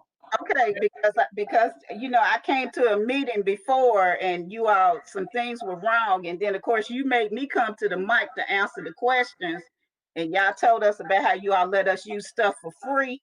But people need to know who really spent the money on building that facility. Anyway, Ms. Bowles, go ahead. I think I saw your light. Mrs. Chairwoman, if I can interject real quick, I just wanted to clarify, you talked with Mr. Joseph about the timeline being 2024. That's only if we participate in this partnership and collaboration with Jonesboro and the county government. Absent of this partnership, the arena project will be delayed probably by a year relative to our tax collections. So one of the benefits to this collaboration is the fact that county government will upfront some of the money so we can start the design and construction in 2022. If not, it would probably be a year later before we did it under other circumstances. Okay. Which means that we'll continue to have to pay about $500,000 to have our graduation ceremonies at the Georgia International Convention Center. Right. Okay. Sorry So about that's that, where Mr. I was, no, that's okay, Dr. Smith. That's where I was actually going to start was buy-in wise. I think the board has always been not only on board, but in support of this due to the incredible investment we have to make every year for graduation. We already were excited about this. The question at this point was where. So at this point in the presentation, I'm really excited, not only about the location. Jonesboro makes a lot of sense. Love Jonesboro, not only county seat, but some of the amenities that are already in place. And this IGA, I think, is brilliant. Really have wanted to see more relationships between the school board, the county commissioners, and all 7 of our cities, including but not limited to starting with our county seat in Jonesboro. So this is all great. Some of my thoughts actually, respectful feedback. My main thought is on architecture piece. So just naming that, wondering if this is a draft or if this has room for feedback or growth or improvement. Some of my initial thoughts include wanting to see like architecture that is also art here in Clayton County. So like beautiful things, and not that this isn't beautiful, that was really awesome. And no offense to whoever put that hard work to make that happen. I see you, Ronick. One moment. Sorry. And then I'm thinking about ways that we can make not only the architecture artistic or art, but making sure that we include futuristic components. So how can we have gardens or living walls or including the incredible water ecosystem that we have here? And I don't know, I'm just thinking of now making sure that we try to think in the future, not only for the image, but making sure that we have green or LEED certified spaces, things that generate or save us energy. Absolutely. As I said, what was shown is not the design. The purpose was to a volume study to see how it would feel on the site, sort of mirroring some of the conversations that we were having as far as policy. The intent was to bring the board early on the process to pull from your expertise. And again, the bulk of the design will occur in 2022, and which we will engage all parties and the community at large. Awesome. And then I had one last question. Our 8,000 people capacity is really exciting. I also remember when we were talking about capacity, there were different levels of oversight or permission we needed to get from different bodies. My question is right now, at this 8,000 person capacity, are we at a like the IGA partners themselves have approved and we need no external authority? Or was it like 10,000 we had to go see GDOT? Like, where are we right now on the breakdown of capacity, how we landed at 8K? The threshold was 6,000 before you had to get the required approval. Again, the purpose of this presentation is sort of get a feel from the board. It sounds like it's favorable. So again, the bulk of 2021 would be those negotiations, conversations, and approvals would occur. Wait a minute, before it does sound favorable, but we're not voting on anything today. And before somebody, I need you to do something about your background as well.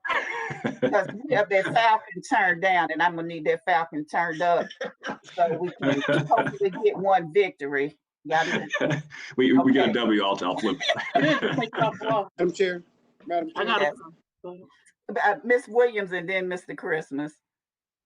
He could take that flag down completely, but my question was, how will this be, since we have 3 different entities bringing 3 different things in, how will the commission be? Like, will they be able to use it like a certain percentage, or they get a cut, or we paying them back, or how does that work?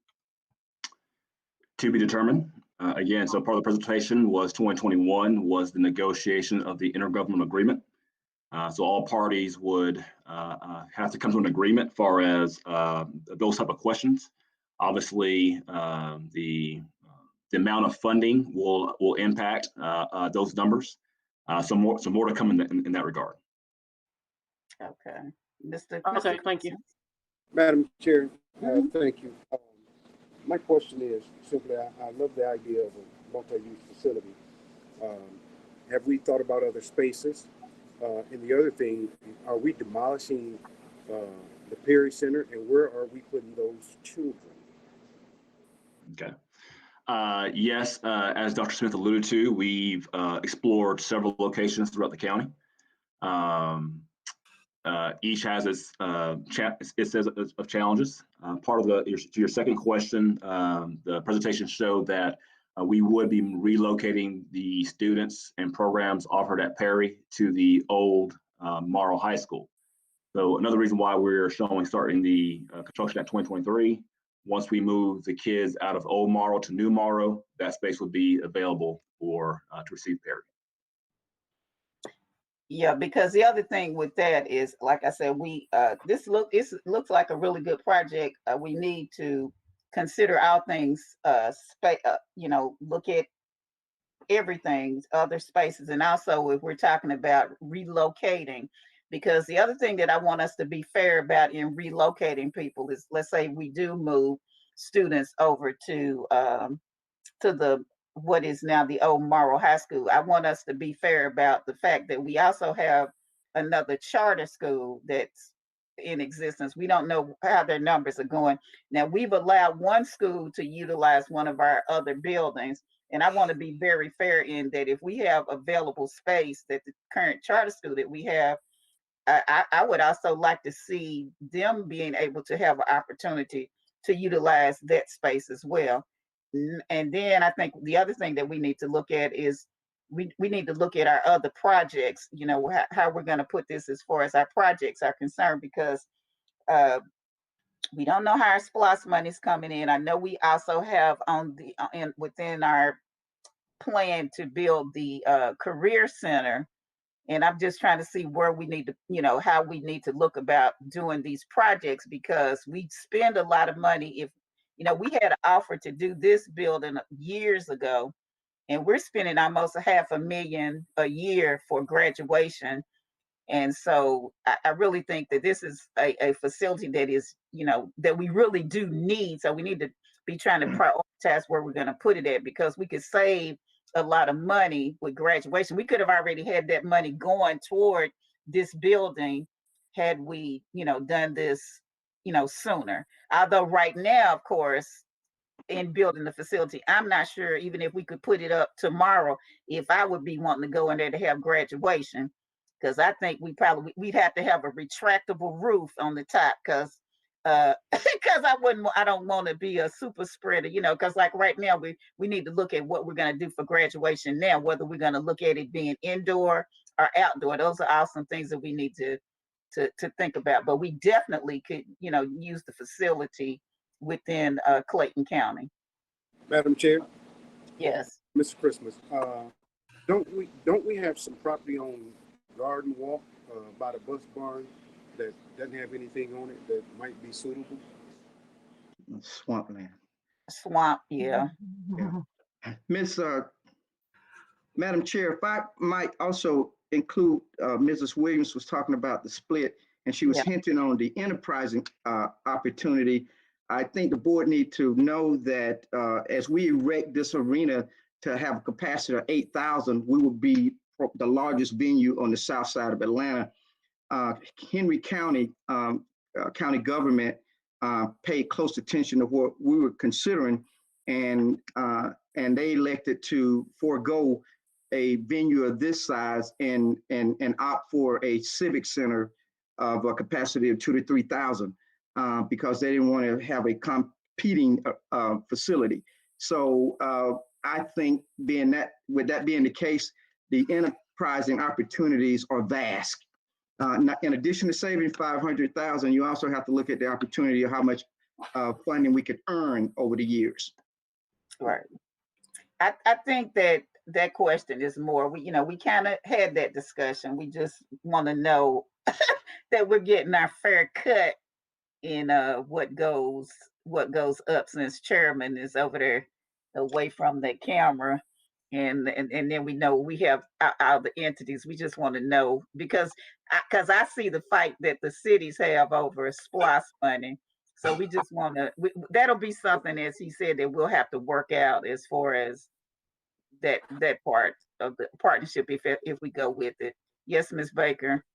Yeah, this goes back to Roderick and or Mr. Josephs, I should say.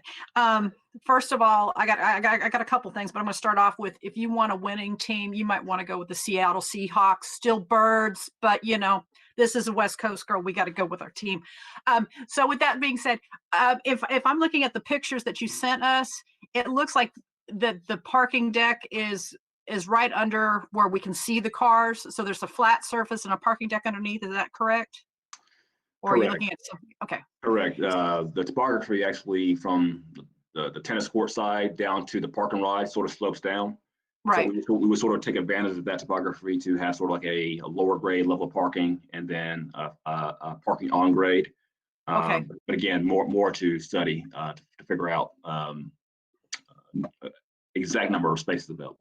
Okay, I like that. Next, we had talked about turning the Morrow High School into something else, career center, blah, blah, whatever we called it. Are we going to have to do renovations just to move the Perry Center over? I'm trying to figure out if we're going to be doing renovations to Morrow High School, before they get there, while they're there, that kind of thing? Yes, there's two footprints. So when you remember, Morrow High School is the old Morrow High School and the old Elite Scholars building. Right. So the College and Career Academy sits on the old Elite Scholars portion, so it won't impact the proposed transition. Okay. Okay, thank you. But I think but if you're moving the Perry Center into Morrow High School, the old Morrow High School, you would need to make some renovations, wouldn't you? Yes, minor in nature, but yes. Minor? Oh, I can't hear you. Yes, ma'am. I mean, obviously there'll be required some renovations to outfit the programs offered at Perry. But keep in mind that Old Morrow has a lot of classroom settings. They have the CTAE labs already there. Old Morrow went under a renovation 7 years ago, so they have a new roof, new HVAC systems, new low voltage systems. So the point I'm making is the board has already put some investment in the Old Morrow. That's why I use the term minor. Okay. And Mr. Christmas, to his question, he mentioned the property on Garden Walk. And I think I heard Dr. Smith say swamp or whatever. I don't know. I don't know what's left of that. I don't even know what's left, what's left, because again, we had the same problem with this as with where we're putting the new Morrow High School, in that we were supposed to build 3 schools on Garden Walk. We ended up doing 2 and the bus facility, but I think and I'm surprised that Drew High School hasn't sunk now, because I never believed that it would, that it would survive as long as it has survived, because of the water over there. And then that was, I think, the problem with where we're doing the new Morrow High School. We discovered after we got on the property that a lot of that is not inhabitable. So that's one reason, I think. Are you talking, Mr. Joseph, and I just can't hear you? No, ma'am. I'm just nodding in agreement. Okay. There are wetlands on both sides, so we've had to develop accordingly. Okay. Do we have anyone else that? Yes, ma'am. Just 2 closing questions. One of them is, Mr. Joseph, I'm sure part of the great idea behind this IGA has to do with financing, but one of my questions is, what are the other, if any, leasing opportunities or options for this project outside of the municipal partnerships? Or I don't know if that's a better question for you, Dr. Smith. And then my second question is, are we at 8,000 in that building capacity because that is what this space or building or that draft allows? Or is there a problem with a third-party authority such as GDOT to approve a bigger project? So those 2 questions, leasing options, and then just wondering what the 8,000 instead of like 10 or something like that. Well, I'll take the latter question, then I'll toss it to Dr. Smith for the first. The 8,000 number comes from the participation from our graduations. So when I was saying 6,000, that's sort of the threshold that engages other parties' involvement. Far as not going to 10,000, the constraints are obviously budgets, parking, and the site itself. So our preliminary investigations have determined that 8,000 could work at said site. Okay, and that's big enough for us to grow into, even as the district grows. Correct, and Dr. Smith has the graduation numbers, and I'll allow him to. Thank you, Mr. Joseph. Board Member Bowles, we've studied the growth of our school system and graduation class sizes over the past 10 years, and also with participation, and it has grown probably 300 to 400 within that time. So we think having a margin of about 2,000 will give us ample years for growth. And you mentioned about other partnership opportunities. Absolutely, it's vast relative to imaging of the facility. That there's an opportunity for a partnership there. You know, like a State Farm arena, and having some business venture be a part of that. We're also looking to have restaurant opportunities in there in terms of partnerships with various restaurant chains. So yes, ma'am, the partnership opportunities are vast. I believe that Miss Ophelia Burrows looks like she has a question. Do you have a question, Miss Burrows? Unmute yourself.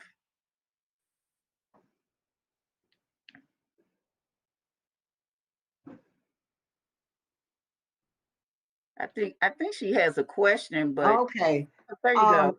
I think Dr. Smith hit on it. I was interested in what we could, if we can get profits from concessions, you know, where there's any activity, there's some concession involved. Yes, yes, ma'am, absolutely. I mean, it'd be a part of the contractual agreement that we, have a partnership with, and all of that could be, established on the front end. But absolutely. Okay, thank you. Yeah, I think that the 8,000 number is a good number for the arena, because especially if the governmental officials are happy with that. Mr. Stanford and Chairman Turner, is that a good number for you? Because what we got to remember is that we have been having graduations where we have not limited people to come. We have been having our graduations in the dome, in the large arenas, and allowing unlimited amount of people to come to our graduations. So if we're, we really, our class sizes, if we limited the graduation, I mean, we could even go down to a lower number, but I think our purpose was trying to, in doing it in a partnership, was to looking at our last number where we had 6,000, and then trying to compromise if we're going to do it as a partnership with a number that would be comfortable for us and for the people that are being our partners. So, Madam Chair. But let Mr. Stanford and then get you, Mr. Stricker. Yes, sir. What? Yes, Madam Chair is going to chime in, and then I'll provide additional context after that. Chairman. Yeah, right quick. We have had that capacity discussion in depth, and I think Ms. Bowles had it right when you're talking about building for the future. We got to make sure that we have enough space.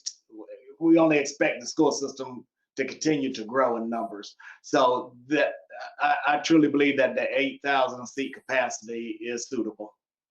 Yeah, right. That's what I was saying. I thought that we arrived at that number based on the partnership, because I'm just saying, technically, regardless of how we grow, we can always, with us, we've been having ours. We've just been allowing everybody to come so that we didn't have an argument with families, because a lot of other school districts limit the amount of people that can come. So just trying to make sure that we're in a good relationship with the partnership on that number.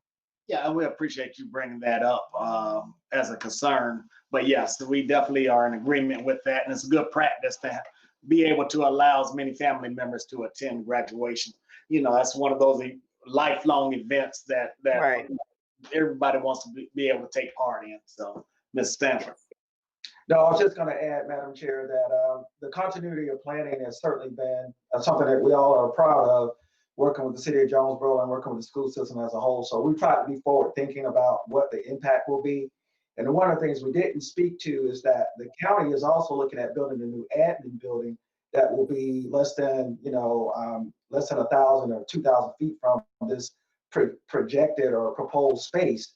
And so part of that will also be some additional parking to take into account when we talk about just the event itself and the experience that any of the event goers will have there. So We tried to ensure there was continuity of planning as a whole from the county side with the school system as well as with the city of Jonesboro. So again, as we get more into the conceptual design, as Mr. Joseph alluded to, then clearly there are going to be some other nuances we need to change, but we're open to all those to the overall planning of this project. Okay, Mr. Striker.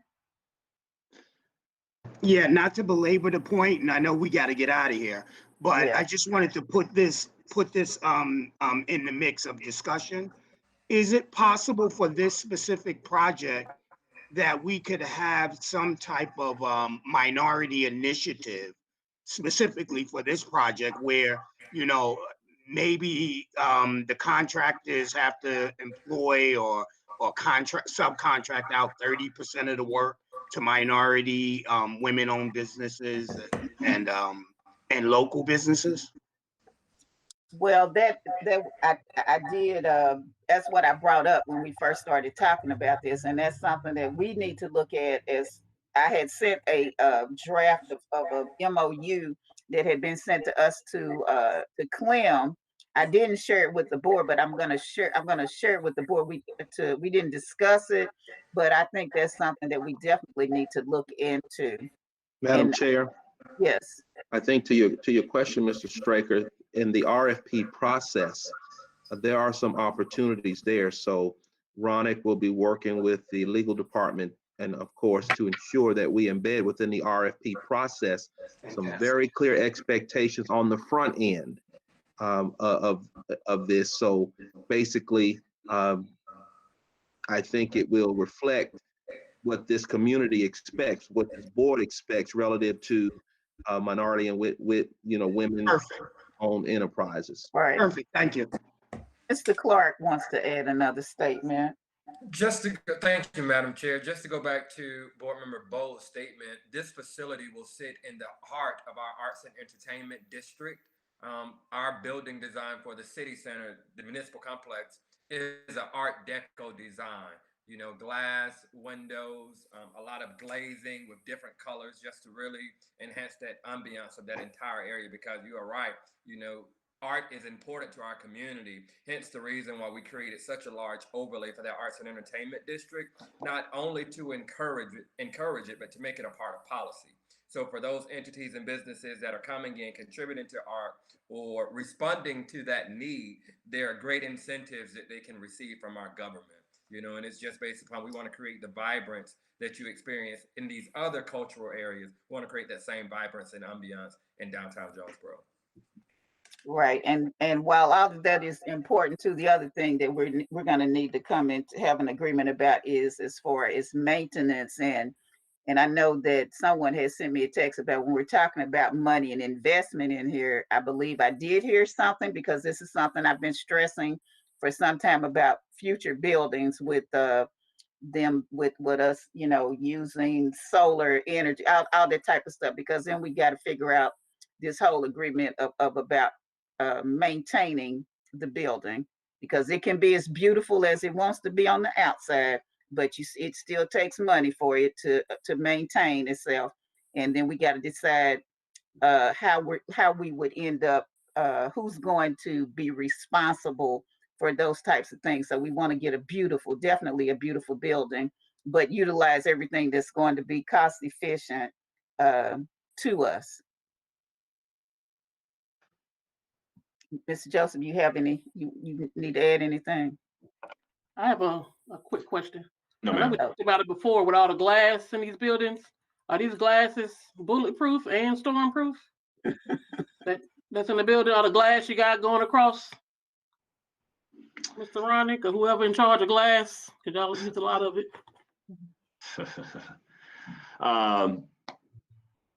No such thing as bulletproof glass. I know a lot of vendors have language that no such thing as bulletproof glass. I'll just leave it at that. So how thick is this glass then? To be determined. Again, that'll be all part of the design process. We will take that into consideration when it comes to, believe it or not, you know, how's position in relation to the sun, how that impacts your HVAC systems. All that is taken into consideration. And premature at this point to give you a specific number. But again, I look forward to Yeah, I think you might be I think we've lost you, Mr. Joseph. We can't hear you, but but I'm glad you brought that up about when we put the building up, because I'm gonna tell you right now, when we built Drew High School and we put the glass in it, and then that's something the entities are going to have to agree upon it, about the concept and how the building is gonna look, because we didn't think about the sun and the way the sun comes into that building. After we built Drew, we ended up having to put some blinds up, and so those are all things that we have to look into. Now I see Miss Baker. I'm gonna take your last comment, and then I'm looking at Mr. Doyle and looking at everybody else. It is 12. We're looking at 12:21, and we were supposed to have been done at 12, and we didn't even cover quite a few items. Mr. Strecker said it's dinner time. Mr. Joseph, you kind of went out on us. Can you finish up what you were saying? We couldn't hear you. Madam Chair, just before, Yeah, Can you- just in short, all that is taken into consideration during the design phase. And so more to come in that regard, and we will be sure to update the board on those decisions. All right, Mr. Christmas. Madam Chair, just before my iPad died and it's Okay. plugged up, I just want to, if I bleak out, that means my iPad just died. Okay. You hear me? Yes. Mm-hmm. I'm just saying, my iPad is getting ready to die. And it's Oh, well, plugged up. we get you your iPad, my patience. I got a new grandbaby I'm trying to go see. I said I was gonna be gone by this time. We got now happy. I want to thank Mr. Stanford and Chairman Turner. I'm gonna be putting that picture up in that. We're gonna get this picture and we're gonna have it in that Steve Lindquist building while y'all over there getting all that glory and everything. We want our picture up there front and center. Thank you, Mr. Clark, for joining us. Thank you for our new board member elect for being a part of this retreat, and thank you for all the board members that showed up, Dr. Beasley and everybody. And then I'm gonna just throw it back to you, Mr. Doyle. Can we go or what? Thank you, Madam Chair. And I think I'll just say very, very briefly in closing that you all did some great work on the issue of policymaking, starting off early this morning, and your board self-assessment, and then here with your partners, your local government partners from the city of Jonesboro and Clayton County, and we thank them for their time. I think when you do good work and you do the right work, you find out you have a lot more work to do, and that's probably what you all found out. So good luck as you all endeavor to do that. And with that being said, unless Dr. Beasley has anything he wants to add. No, been very helpful. We appreciate the dialogue and the direction. Thank you, board. And staff. Look at Mr. Strecker saying deuces. So at this time, you can adjourn the meeting if you like. We board members, we are adjourned. Okay, Miss Bowles, what's no? I'm just saying goodbye. All right. Thank you so much. Thank you everybody for joining us. You all have a great day. See ya. All right, we're adjourned. Bye bye.